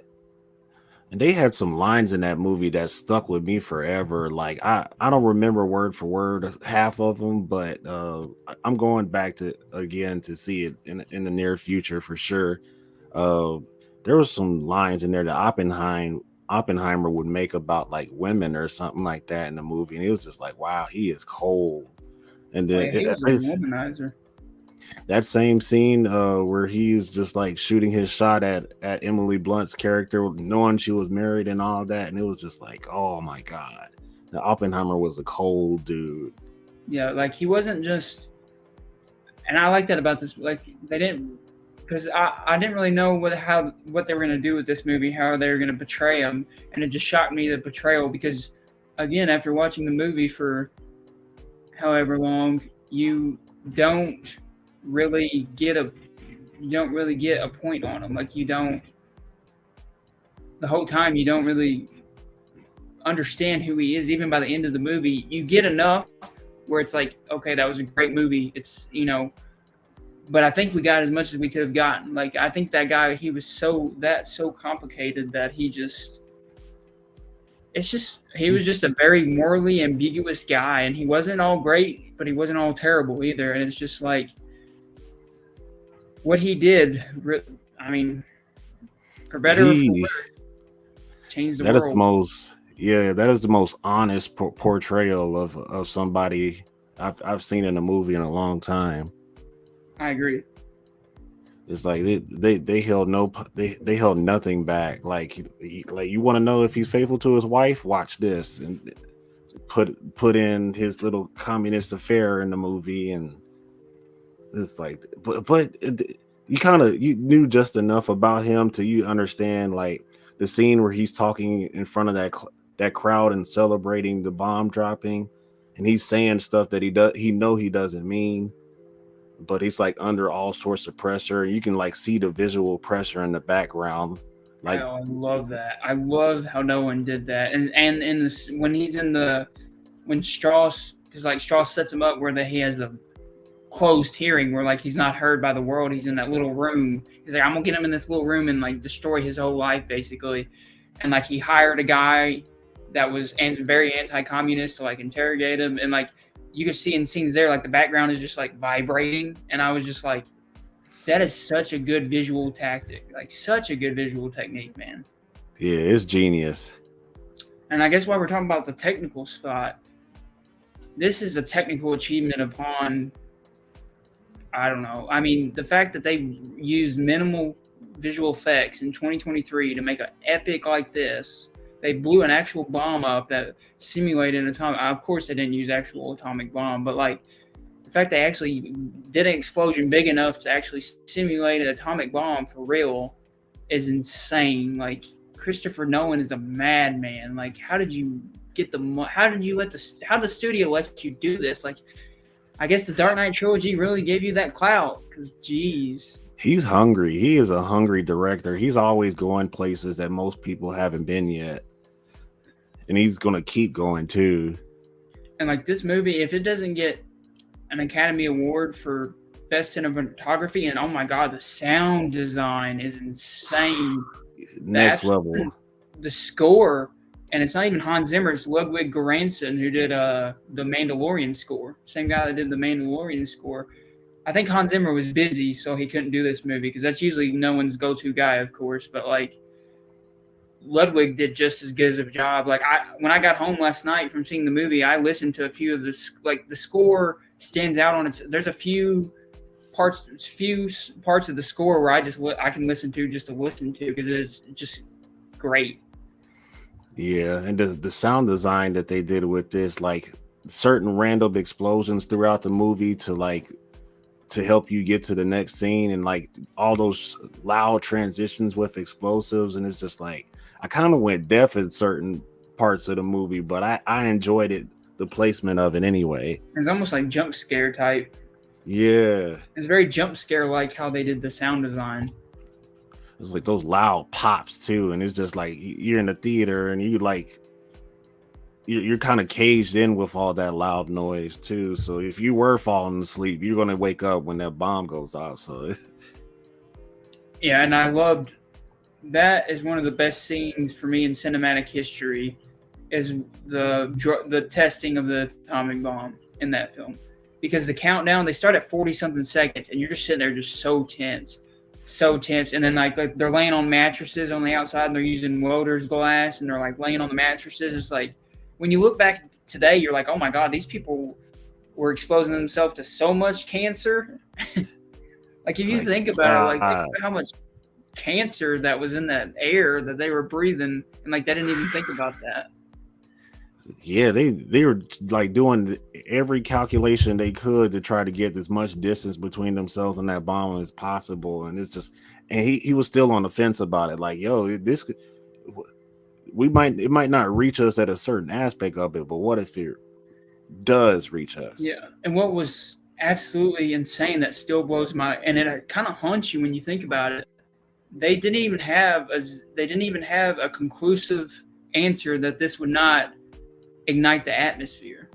Like it was near zero, but it wasn't zero. So like there was they still, Japan literally was on the edge of defeat. Germany had already surrendered. I think when they tested it, they hadn't surrendered yet. I can't remember when they tested it, but I think they had already surrendered or were on the fence or whatever. But like the fact that they took that chance and like they could have literally ignited the atmosphere and destroyed the whole world, like literally destroyed the whole entire world, set the atmosphere on fire where everybody would die, absolutely everybody. And like they still took the chance just because we wanted to puff our chest and show that we were the strongest. And like we were that egotistical that we were going to take that chance, that even though it was a near zero, and there's still that little chance that maybe we could end the whole world here, we're still going to do it. And I was just like my God. We would have had an apocalypse in the 1940s and never even made it to 2023. I must say, we would not be here filming this podcast. Like, we'd all be dead or not even conceived. Like, we would be gone. We'd be wiped from the earth. Human beings would be gone. And it's just like, it's crazy to me that they were willing to take that risk still. Because, I mean, yeah, it was near zero, but still, you're talking about the end of the world. It makes you feel like they have really such a lack of regard for the human life. And it does. And like the way they put the whole thing together felt so sloppy. Like they built that town so fast. And like Oppenheimer was just like, oh, bring in this scientist from this place, this scientist from this place. And they're like, well, he may be a communist. He's like, oh, I know him. He's not a communist. And it's like, They He's were such a so like naive. haphazard. The way it was such a haphazard. The Manhattan Project was so haphazardly put together. I mean, yes, they were like very tight on stuff, but at the same time, they weren't as careful as they needed to be, obviously, because it started a war for 20 years or whatever. But like, God, but like that whole back to that whole scene of the atomic bomb exploding. When you see the bomb exploding and no one just zooms in on it, and the sound design completely goes out, no sound whatsoever, and you sit there, and I'm just waiting for it to hit because, I mean, you know, we learned about that about atomic bombs in school that like, you know, they go off, but the sound doesn't hit you until however much later, or whatever That the way it works. aftershock, yeah. And like, we're sitting there and we just see just the brightness of it. It's just like blinds you, and like they're all looking at it through welder's glass, and everybody's like smiling, so excited, and you just see that fire, and then like there's no sound this whole time though, no sound, and then all of a sudden the air hits. You see the air coming, and then just oh my. It almost knocks things over from where they were at. Like it was pushing stuff back, and you could feel it like hit the building that Oppenheimer was in. Like whoa. Yeah.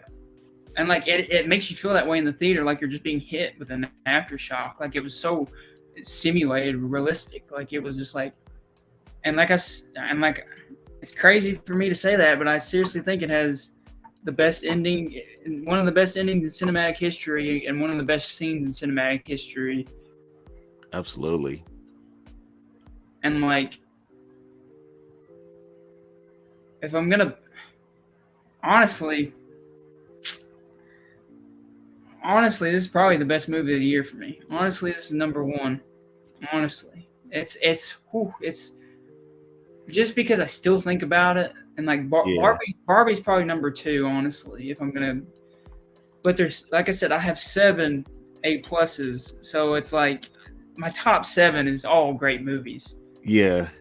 But like, Oppenheimer just did something to me that movies rarely ever do. Like the way it just shook me to my emotional core, made me think of like me as a human and like my mistakes in life. And it's like, it makes you think about even the littlest of your mistakes. It's just like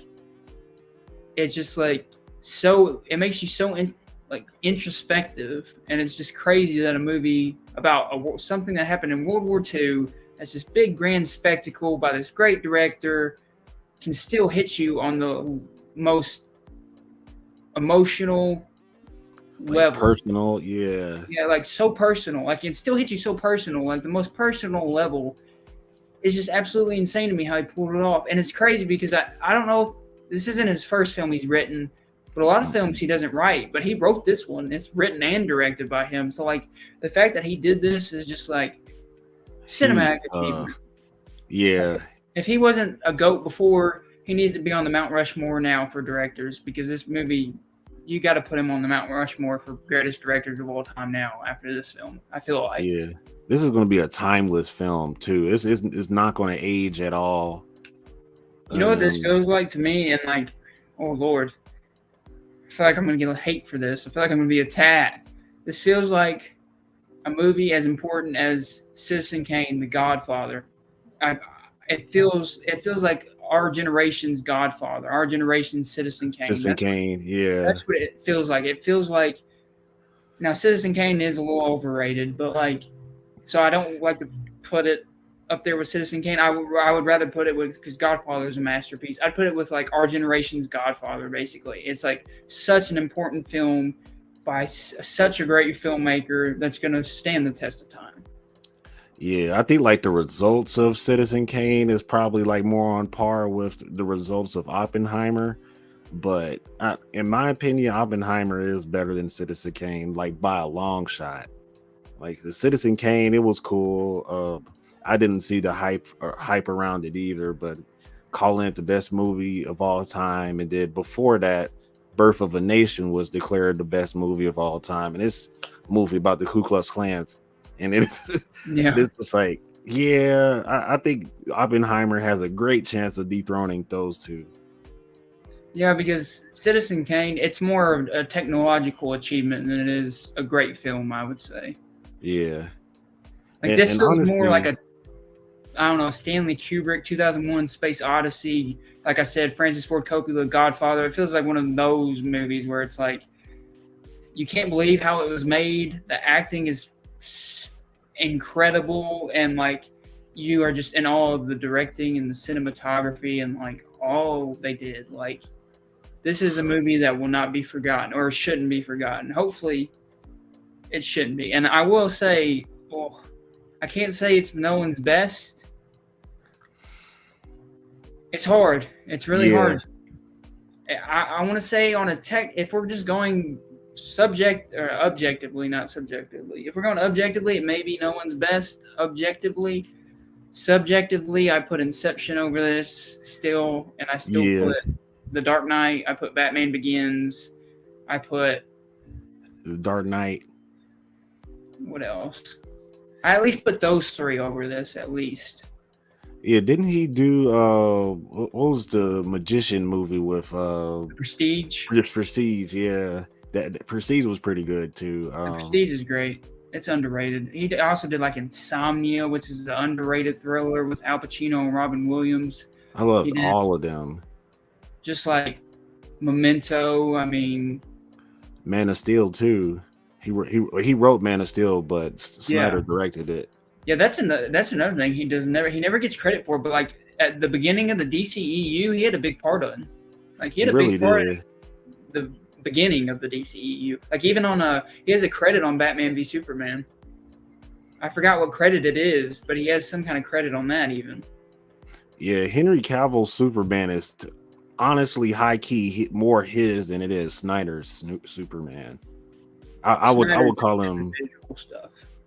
Yeah, I would call him Nolan Superman. I wouldn't call him Snyderverse Superman, honestly, but because he wrote the crap out of that script too, and his scripts just don't miss. I think part of the reason why Oppenheimer has such a huge cast of superstars is because they saw the script and was like, "Yo, sign me on." Well, I mean, like Robert Downey Jr. came out in the news and he said it's the best film he's ever been in. I was like, dude. It's like Robert Downey Jr. has been in a lot of great movies, so for him to call it the best film he's ever been in, I mean, man, and to see it for yourself and love the movie was like, yo, Robert was not reaching. Like, I can see where Robert's coming from. I can see where he would think it was the best film he's ever been. Now, it's Endgame is still above this for me. I love Endgame so much, but like, yeah, on an acting level, filmmaking level, this is more respectable. This is better because, you know, just the fact that they did, like I said, all practical mainly. I don't think it was all practical. I think there's a few visual effects. I think they pushed that a little bit just to get more hype for the film. But even if there was, I mean, I may look like an idiot if it comes out that it was all practical for sure. But even the fact that they used mainly all practical, we got a great performance by Cillian Murphy, and hopefully he is. I think I love Margot Robbie, but I think he deserves, because I don't know if they do Best Actor and Actress anymore. I think they just do Best Actor. I think they took out the actress thing. I'm not for sure on that, but either case, if he doesn't win Best Actor at the Oscars for this film, I mean, somebody from that cast should. Yeah, I don't respect the Oscars whatsoever really anymore, because like they've been, besides giving Parasite Best Picture a few years ago, they've been pretty off. And they gave Moonlight Best Picture. That which deserved that. Yeah, that was a good call on their behalf. But besides those few calls, they have more misses than they have hits for me. So like, but it's such a prestigious thing. It's more about him getting recognition. And if he won Best Actor, he would get so many more roles and like much more recognition by the public. So like, I really want him to win Best Actor, because he is he's been there since I was a little kid in movies, and like all these movies he's been in, and like it's so nice to see him the front man. He's like, even Nolan came out in an interview and said this. He's been in 6 Nolan movies now, because he was in Inception, the Dark Knight trilogy, and I think he was in the Prestige too. I could be wrong about that. I think, yeah, and this was his first film with Nolan where he was he's in Dunkirk. That's the other one. Dunkirk, yeah. This is the only film that he's the leading man in. So that's like and crazy. and you look at him, you don't see Cillian Murphy, you see Oppenheimer. Like he is Oppenheimer for life for me. Like, man, dude, he sold that role so well, and the whole cast brought their A game. So if he didn't get Best Actor, somebody from that movie deserves it.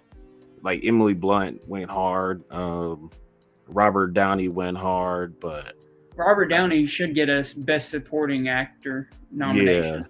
At least nominate. I don't know if he should win, but he should at least get a nomination.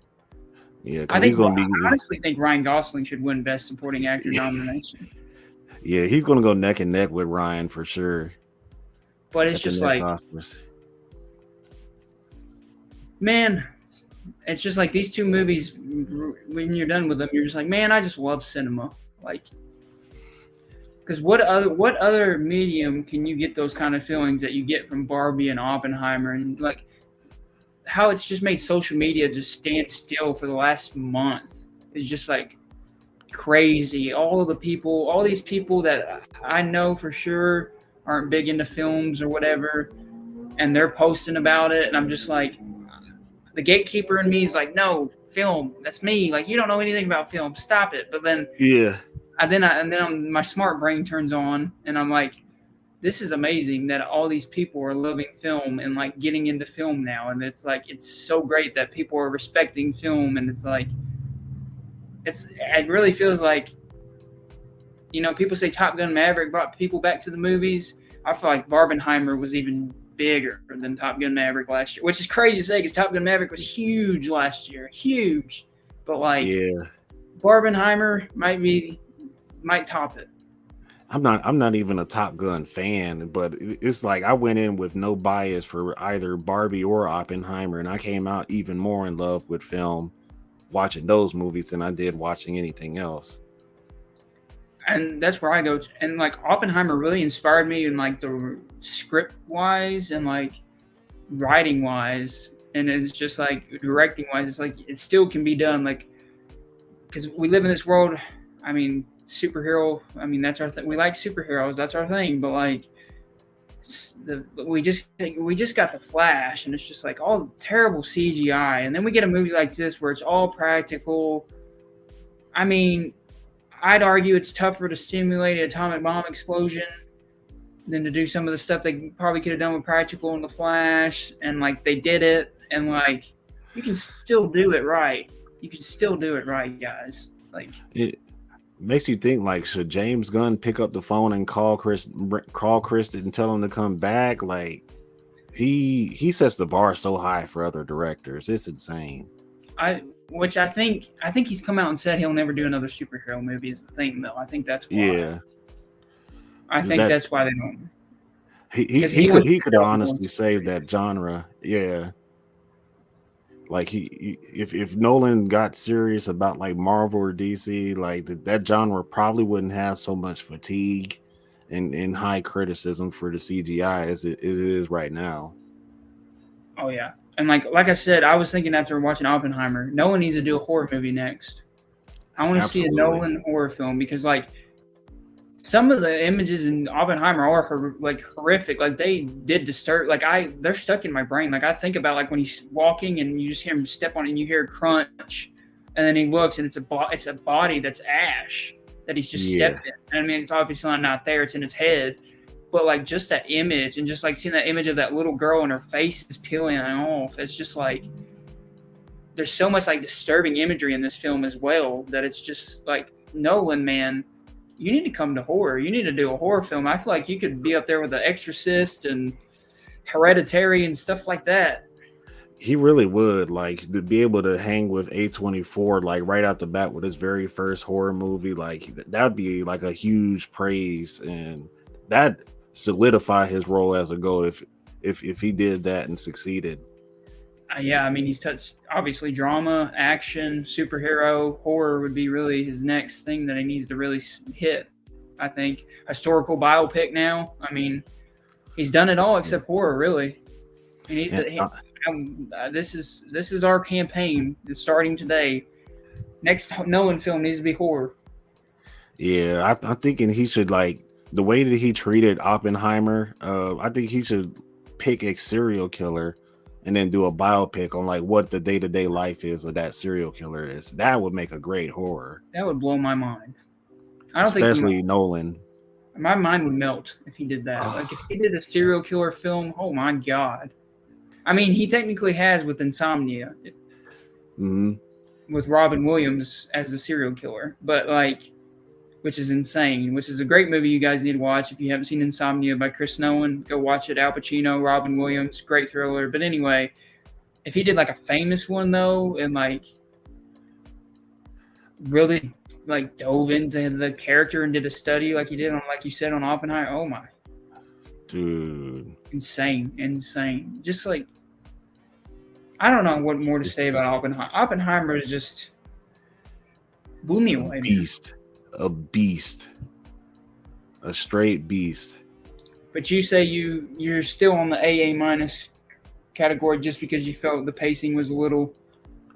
I honestly want to go back and give him a second chance. The only reason why it's not a B, C, or anything lower than that is because the movie is just that important, and I felt like it was going to be relevant until the end of time. So the fact that Chris just put out something at that level, it can't be anything less than an A minus for me. So like, yeah, I see. So like, you have more respect for it than you maybe have enjoyed the viewing. Yeah, and I can totally see that, because it is like, because there was a few times where it jumps back and forth so much, like it jumps into the past, jumps into the present, but like I feel like all that comes together in the last 10 minutes. That's why I give it an A+, and I think it's a masterpiece. But like, I can see where some people would think that like would not like that and like get bored, especially the last hour, because like you come to see the atomic bomb, so then like the last hour is a lot of just courtroom stuff. Yeah. So I can totally see where like people will be like, well, I respect that, but I don't really love it. Like I can get behind that completely. Like I'm a Nolan fanboy, but like I can respect that, and like I'm not gonna hate on somebody with that. Because like I can see that. Like I can see a lot of people coming out of this movie like, oh my gosh, that movie was so long. Like it didn't need to be that long. Or like, why? Like I will never watch that movie ever again. Or like stuff. I could see that. So like, yeah, it's like to know what type of value and what Oppenheimer brings to the table. I don't think personally I could ever fix my mouth and say that my time was wasted when I was in there. I don't think I could ever say that and actually mean it. Like you go in a movie, you paid attention just enough to understand like the ramifications for building this atomic bomb go way outside of just like people dying. It leads into more nonsense after that, and it's like, wow, like I honestly gonna go back, watch it again, and when it comes out on DVD, I might just own it just to say that I got it, because it's going to be worth something huge in the future. It's just one of those. I think it's just a landmark film. It's one of those landmark films where you're going to be like, this was a film that came out in 2023 that's going to stand the test of time. And I feel like that's what we can say for both of these movies we talked about so far. Is Barbie and Oppenheimer is both just landmark films. And like, it's funny that Barbie is a landmark. You're saying Barbie's, I'm saying, Barbie's a landmark film, but it literally is. I mean, it's based off of a plastic doll, but like the things they did with that is just so impressive. And like both of these films are landmark films for this year, for sure. Yeah, it shows you how much potential these two directors have too, because Greta is not to be played with. Her list of movies too, and you've mentioned that earlier. So it's Chris and Greta got a promising future at the rate that they're going right now. Yeah, and like technically, I mean, this is Greta's only her third film she's directed was Barbie. So I mean, she's technically just getting going. I mean, Nolan, this is his 10th film, 10th, 11th, it's somewhere around there. So he's done it a bit longer than her, but like I feel like both of them are easily going to be remembered as some of the greatest filmmakers, I feel like. Yeah, they set the bar high for this generation. Like Christopher Nolan, I don't know if I can call him this generation or not, but the fact that he's so persistent and consistently good, he could blend in from like two or three different generations and still be relevant in every movie he makes.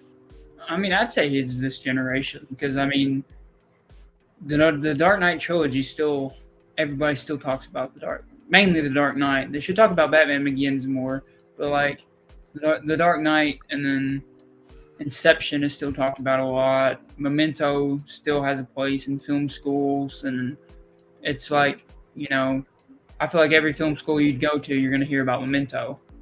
So I Right. mean, just because of Yeah. what it did and how revolutionary it was, but like, man, Oppenheimer.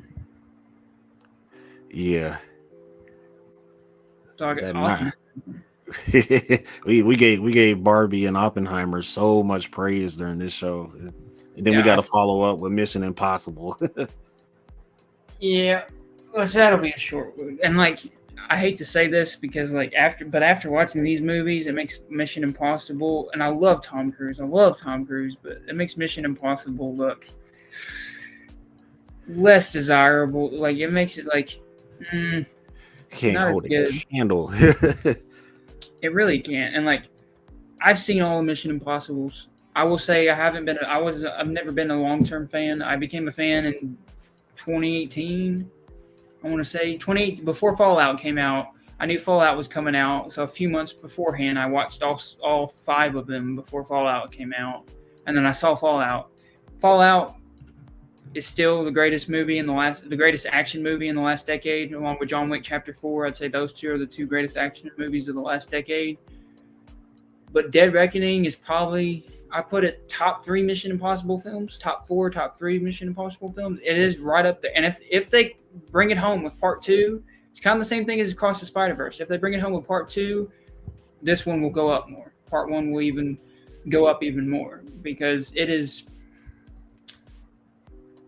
Tom Cruise is a master of stunts, of course, but really the stunts in this movie aren't as remarkable as they are in Fallout. I mean, they kind of are, but if you really think about what he did, because he rides a motorcycle off a cliff, and then he speed.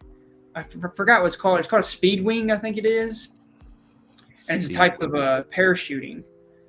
And apparently, it's I didn't know this until after the movie. Apparently, it's very, very dangerous. If the wind hits your parachute the wrong way, you can really just fly into something and die just like that. But like, he did that for this movie, and like, I watched some behind the scenes to learn more about it, and this was the first thing they shot of the entire movie because they said that if he didn't get it, that I mean, there was such a prominent chance of him dying that they shot this first, because if he died, they wouldn't have had a movie, obviously. So like, they shot this. This is the first scene they shot of the entire movie, and they studied it, and they like scripted it and like wrote it out and like made sure they did every step for like 2 years. I think they worked on this stunt, and like in the movie, it seems small compared to some of the other stunts in the Mission Impossible films because he literally just rides a motorbike off a cliff and then he jumps off and then he parachutes onto a train. But it is insane. It is absolutely just Peak Tom Cruise that he did that. Yeah. And they said that the first time it happened, they had a miscommunication on the radio, like the radio's messed up, and like they were supposed to radio them when he was safe, but they couldn't get the signal up. So for like 30 minutes, they said the cast and crew of the film actually thought he had died because it went radio silent. So they just thought he went down and died. Like, wow. That's just like absolutely crazy to hear. But like, Tom Cruise, you madman. What are you doing? You're 60 years old, you madman. But like, respect to that man, because like, he's still with Top Gun Maverick and now this, he's bringing people back to theaters just as much. He's doing everything he can to give that cinematic experience that people want. He makes the best blockbusters easily now. Yeah. And the Mission Impossible franchise is one of the best franchises ever. I mean, because it is a franchise, you could say the third, fourth, fifth, sixth, seventh. How many is that? The last five. So like the last 5 films can be considered the best one in the series. That's how good. That's how consistent they are on quality. And like I'd give this movie an A, almost an A minus. I'd go, if we're doing out of 10, 8.5 or 9 out of 10.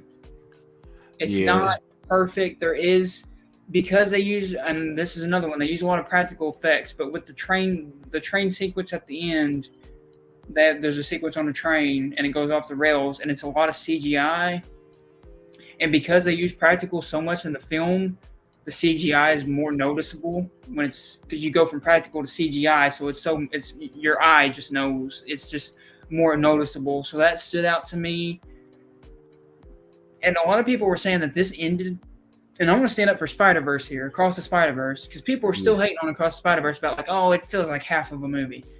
I feel like Across the Spider-Verse is more satisfying as of a first part than this one is, because people were saying that unlike Across the Spider-Verse and unlike the Fast and Furious 10, Fast X, whatever, I didn't watch it, but like apparently it ends up in a part one way too, that unlike those two movies, Dead Reckoning ends in a satisfying way where you feel like you got out enough of the movie and you could watch it on its own and it'd be a thing and you feel satisfied. I felt that way with Across the Spider-Verse. After this movie, when it ended, I was like, I don't really feel satisfied. Like I want to see part 2. I feel like this movie doesn't stand enough on its own. Whereas once part 2 comes out, I mean, that if part 2 is great, that will not be an issue whatsoever. But for right now, I didn't feel satisfied with the ending, and people are going to think I'm crazy, absolutely nuts for that, because all the reviews I watched a few reviews just to see other people's gauges on it, and they say that it ends in a satisfying way. Like you feel like you got your money's worth. You feel like you're in there. And this movie's almost 3 hours too. It's 2 hours and 40 something minutes, and the pacing is great. Like I will say that about this movie, pacing is phenomenal. It feels like an hour and a half. It flies by. The movie flies by. But at the end, I was a little disappointed at the end. I felt a little let down, a little disappointed by the ending. I was like, well, okay. Yeah. Honestly. Yeah, that's when it I hope the part 2 of this is going to be like the final Mission Impossible movie. I hope so. Because 8 should be a good number to wrap up the entire series. Like once you like finish the 8th movie, I'll probably watch all 8 of the movies in like a marathon and get caught up to where everybody else is at. That's another issue too, is they're so which again, I watched this with a friend who had never seen any of the Mission Impossibles, and this is a sin to some film fans, but I sent him a YouTube video that basically goes through explains the last 6, because he didn't have time to watch all of them, because there is 6 of them you have to watch before you watch this one, so he didn't have time to watch all of them. So if I knew the YouTuber, I'd plug the YouTuber, but like I forgot the YouTube name, but there's a YouTuber that did a video, and it's a 13-minute video, and he sums up the last 6 movies, and it's great. It really does catch you up, because like I've seen all 6, but last time I watched them was 5 years ago. Like I haven't seen Fallout since theaters. I haven't seen any of them since Fallout. So 5 years. So like my memory was a little fuzzy on them too. So like I watched it with them, and it brought me back up to speed, and I was like, okay, I remember everything now. And like even with him, it gave him enough where like he came out of the movie giving it an A. He gave it like a 9 out of 10 and an A. He said he loved it, and that was his first Mission Impossible film. Wow. So that's a good testament to this movie, that I mean, you don't have to know to love it, because it is impressive. There's great action. Haley Atwell, whom you may know as Peggy Carter, Captain Carter, whatever you want to call her, she is a great new character in this film. I can't wait to see her in part 2 and what they do with her in part 2. She's great added character. The villain is actually relevant to today. The villain is basically AI. It's not really a person this time. It's AI. And like, you can see the AI. Like you can see it being realistic to today. Like if this movie was made back in like 10 years ago, it may be a little unrealistic, but like where we are now, especially this year, where we're on the brink of AI right now, it is very relevant. And it's kind of, the villain is actually one of the best villains in the franchise, even though it's just not even a person or an actor. It's called the Entity. And it's one of the best villains in the franchise because it is terrifying, because we are on the brink of AI in real life. And it is like, I hope AI does not get to where it gets in this movie, because there's some actually like creepy stuff done with it. Ooh. But yeah, like Mission Impossible Dead Reckoning Part 1 left me a little disappointed with the ending. I don't think it ends as well. I don't think the criticism against Across the Spider-Verse is good as right criticism, because I feel like Across the Spider-Verse is more satisfying at the end than this is. Yeah. But at the same time, it's still an A for me. I'll give it a 9 out of 10 because it is a great movie. It is the third, fourth best Mission Impossible movie, and that's not anything, because like there's two of them I'd give an A+ to. Ghost Protocol and Fallout are my two favorites if people want to know. It's Tom Cruise is amazing. Great new characters in Haley Atwell. The whole cast and crew that comes back: Ving Rhames, Simon Pegg, Rebecca Ferguson, Vanessa Kirby. All of those actors that come back do great in the roles that they play in, and it's another Mission Impossible movie where the villain is not actually somebody; it's a thing, and it's relevant to today, and it's terrifying, and there is some implications, and I really want to see where part 2 goes. But I will say this is a movie that I have not thought about much after seeing it just a week and 2 days ago. Man, it hasn't really stuck with me. Like, it hasn't really been sitting. Like Across the Spider-Verse, I still think about it. Guardians Volume 3, I'm still thinking about. John Wick Chapter 4 back in February, I still think about. Whereas this, it's kind of left my brain, and that's kind of a bad thing. And so, but overall, very positive on the film. Great film. If you're a Mission Impossible fan, you have to watch it. If you're not, I still recommend you watch it, because like I said, I had a friend who didn't know anything about it, and he still loved it. It's just another movie that tries to use practical, and like Tom Cruise risks his life just to entertain us, and I feel like that should be supported, because I mean, the man risked his life. Yeah, he's willing to die for this, man. Like crazy, but like it's got some great action scenes. It is a great stunt he does. It is like you hold your breath. There is some intense scenes where you're holding your breath for 10, 20 minutes. And like, it is overall a great action film and one of the best in the series. Yeah, I could definitely respect that, because I'm probably at the point where I'm just gonna wait till it hits streaming services so I can watch the other 6 in front of it, and like probably pace myself, because they're probably long movies, and just watch it like one a day or something until I'm all the way caught up. Yeah, it's just, I would say that. I hate to say that, but I'm going to say it. I hate to say it, but I'm going to say it. You can stream this one. Yeah. I love Tom Cruise. He risked his life for it. He wants people to see it in theaters. And yes, if you're a Mission Impossible fan, if you're a true film fan, yes, go see it in theaters. But at the same time, Barbenheimer's happening.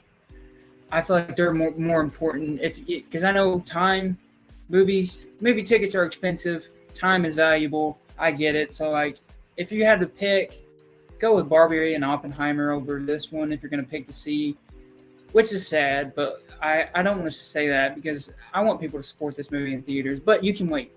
It's not anything. I feel like you can get the same experience at home with this movie that you can in theaters. Whereas Barbie and Oppenheimer, I feel like there was a certain experience you got with seeing it in theaters that you can't replicate at home. Whereas this, you kind of can, which is sad to say, because Tom Cruise, I love you, man. You risked your life for this movie. But I will say, if you do stream it, pay to stream it at least. Give it some money. But like, you can wait to stream it. overall. But yeah, I still think it's a great action movie. It's great. It's not. It's top 10 of the year for me. It's top 10 of the year, but it's not top five. It's not John Wick Chapter 4 action level. Mission Impossible Fallout's better, but this movie could go up with part two. It's just waiting for part two. Is the thing. Yeah, and a lot of franchises that make it past like the third or fourth movie, like it's hard for me to stay interested and invested in them. Like for Indiana Jones, it was nostalgia that kept me on board, and but after seeing Dial of Destiny, it was a little bit more forgettable, especially now compared to Oppenheimer and Barbie. So I figured like Mission Impossible being on their seventh film, it's like, do I want to start it? Is it worth the investment, or should I just stream it whenever I have a lot of time on my hands? I say do it like that. I'd honestly, I wouldn't say go see it in theaters. I'd say just go, just kind of like you binge Netflix shows, just binge the Mission Impossible series and do it that way if you have not seen the Mission Impossible movies. But if you're a Mission Impossible fan, definitely go see this one in theaters. It is one of the best movies. Absolutely. That's probably my final verdict on it. It's an A, 9 out of 10. It's great. Tom Cruise is great. It's a great movie. It is. It is. It really is. I respect it. What Tom Cruise does is insane. But yeah, it's about hopefully they're about one movie away from ending the franchise once and for all. So that'd be a good way to close out. yeah, and I mean, I will say it is outstanding that a franchise is at their seventh movie and it's still great. Like the fact that there's great and they're on their seventh movie and it's still great. Like this is definitely a testament to Tom Cruise and the workers on Mission Impossible that it's still this good this late in the game. When the first one came out in the 90s, 96. Like the first one came out about 2 years before I was born. 2 years Man, before I was born. I was born in 98. This one came out, it came out in 96. So the fact that it came out in 96 and this franchise is 2023 and it's still this great is just a feat in of itself, and it deserves all the praise that it's getting for sure. absolutely. I got mad respect for the director behind these movies, and Tom Cruise too. I'm not really a Tom Cruise hater, so Yeah, but I always love Tom Cruise. He is crazy. Obviously, he has some crazy ideas of why he's kind of wacky, but yeah, he wants you to have the best time you can have at the movies, and he's willing to risk his life to give you the best time at the movies. And he is the last action star. He is the last movie star. You see a movie for Tom Cruise, like we really don't have that anymore. Like used to, you had Stallone and Schwarzenegger and who else? John Wayne, even back in the day, and people like yeah, that. And like you don't really have Steve McQueen, I guess James Dean, people like movie stars. Like you really don't have like, I mean, Ryan Gosling is one, but really it's more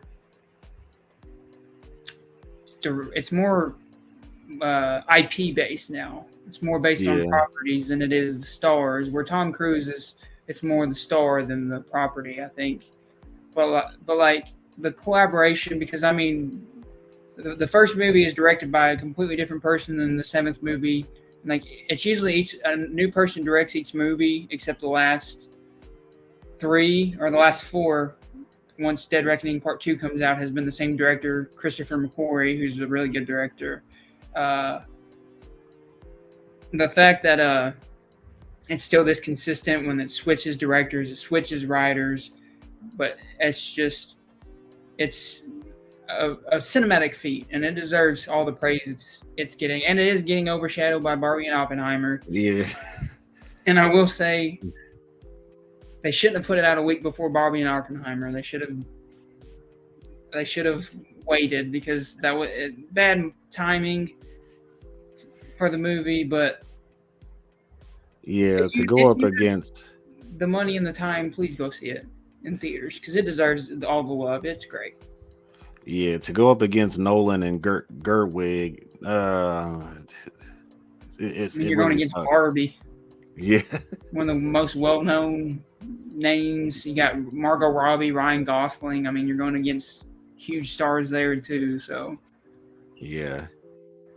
Two all-star casts in both films, and it's just like Tom Cruise versus all of them, and it's literally, so it's but unfortunate the time it came out, but it deserves. If you have the time and the money, definitely go see this one too in theaters if you can. But if not, I understand, and you can stream it. It's not Barbie and Oppenheimer are more important, I think, to see right now.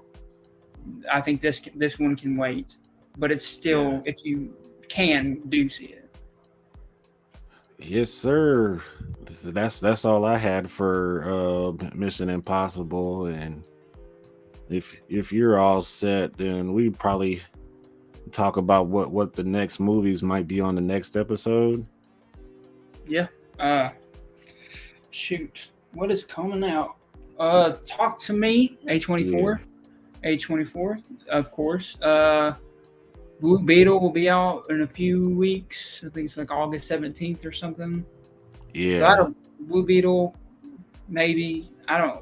We're kind of getting August and September is kind of a slower month usually for movies, but I will say there is a few. Talk to Me is the real one. I probably really want to talk about Talk to Me, so that'll be on the next one for sure. Is Talk to Me, and then maybe 'Cause I think the Nun 2 might be getting close too, let me see but what else. Hmm. Nun 2. Let me We don't. see. Pull up real quick what's coming out.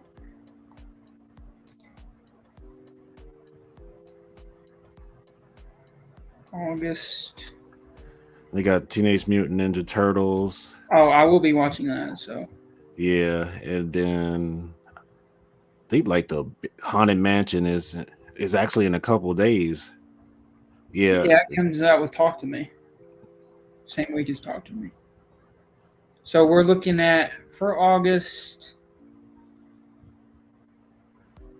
We're looking at the Meg 2. I may watch Meg 2. I may not. If I kind of like the first Meg, but it's not one I'm like crazy on. I would say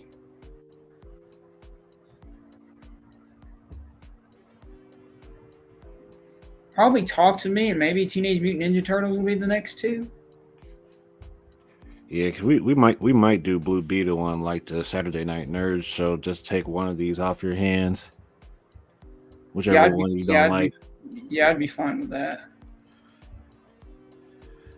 And You guys can have Blue Beetle because like I don't feel like I'm gonna have much to say on Blue Beetle on it. Like I'm excited for it. I am gonna go see it, but like I don't it's a, I'm you guys can talk about it. I don't need to be talking about it. yeah, And it's a lot of I might like I could come in and give a few 2 cents, but like other than that, I don't really care to. So all I'm seeing really is Haunted Mansion and really Teenage Mutant Ninja Turtles and Talk to Me will probably be. So it'll be somewhat of those three. Especially expect Talk to Me for sure. A24 horror. Oh yeah, I'm there. yeah. I had to check that out too because there's a lot of hype generating around that. I keep seeing hype everywhere. Apparently, it was shown at film festivals a long time ago or something, and it's like I've been seeing so much hype about it. Like, oh my god, this is Hereditary level. This is terrifying. It's grabs you by the hand, takes you straight to hell type stuff. I'm like, take me there then. Please, Like, because I guess I'm a sicko. Take me to hell. I want to be terrified. Terrify me, please.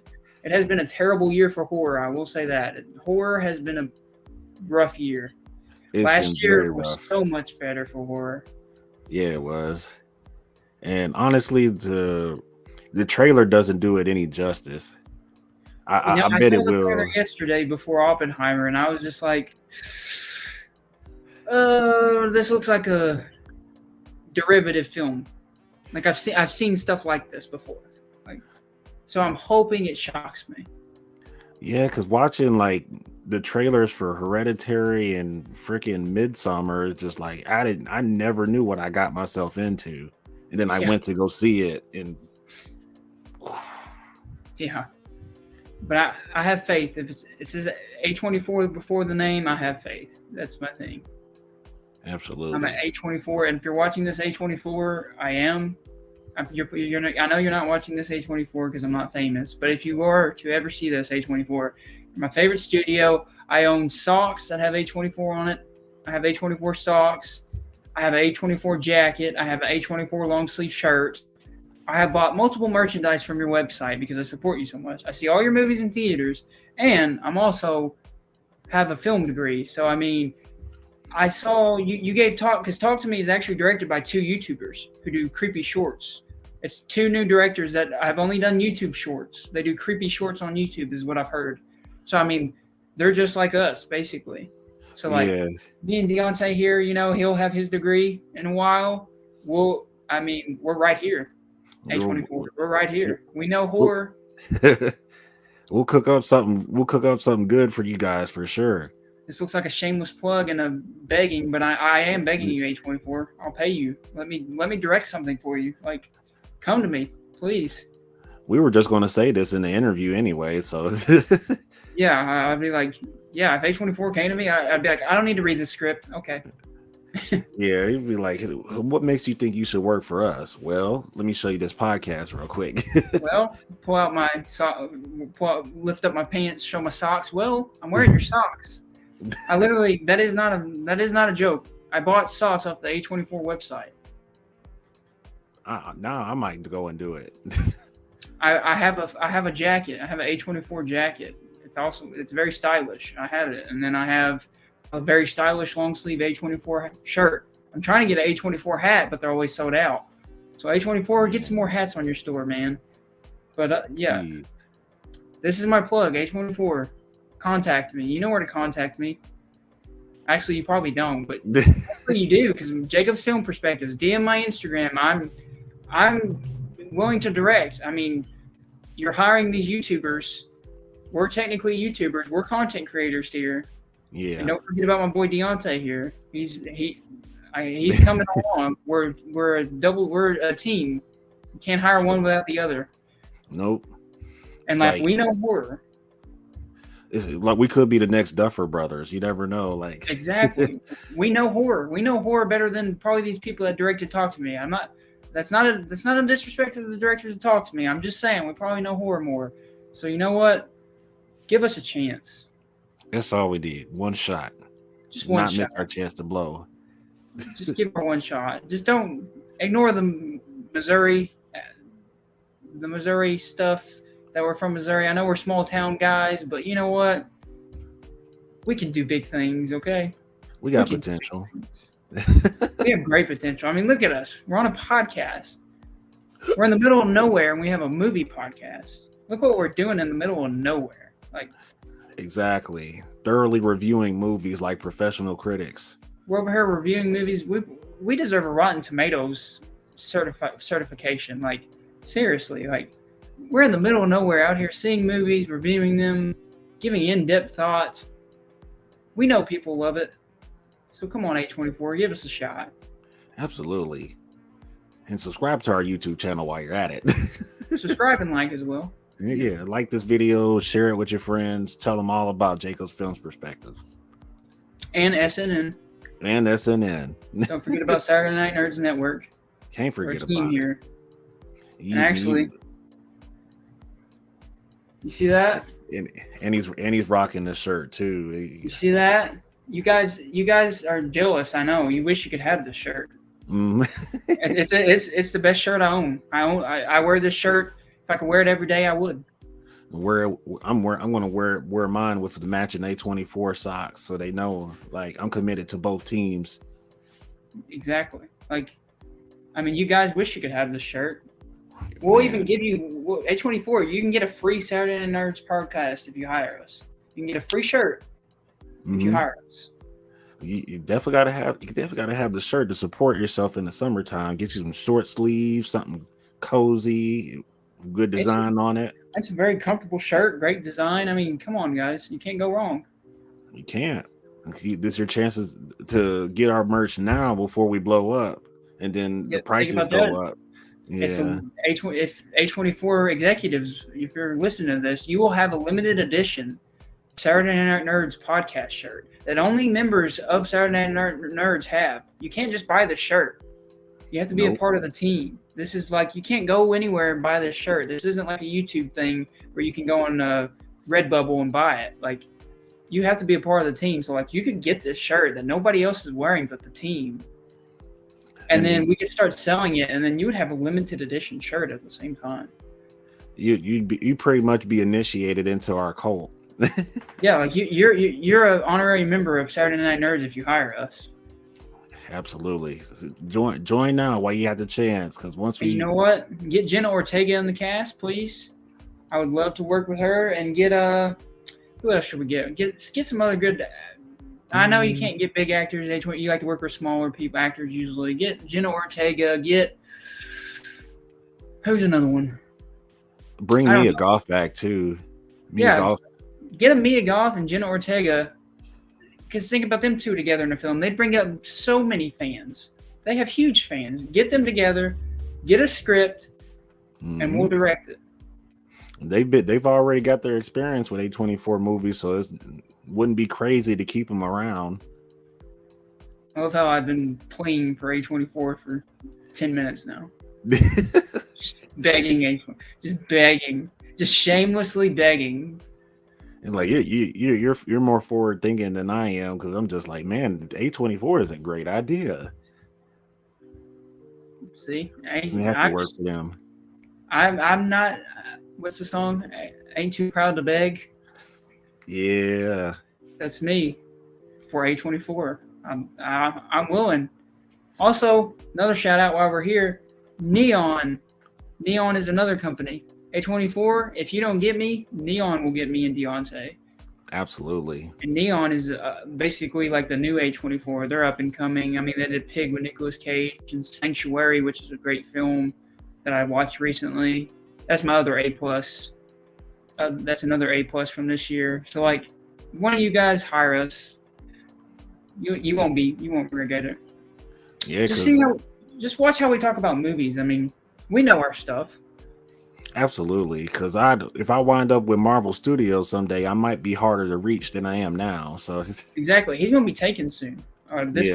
I can't even point right. He's gonna be gone soon. By one of DC or Marvel's gonna take him. So like you have to pick him up now. we're gonna have the director draft. Seriously. Yeah. Like he's gonna be gone. So like.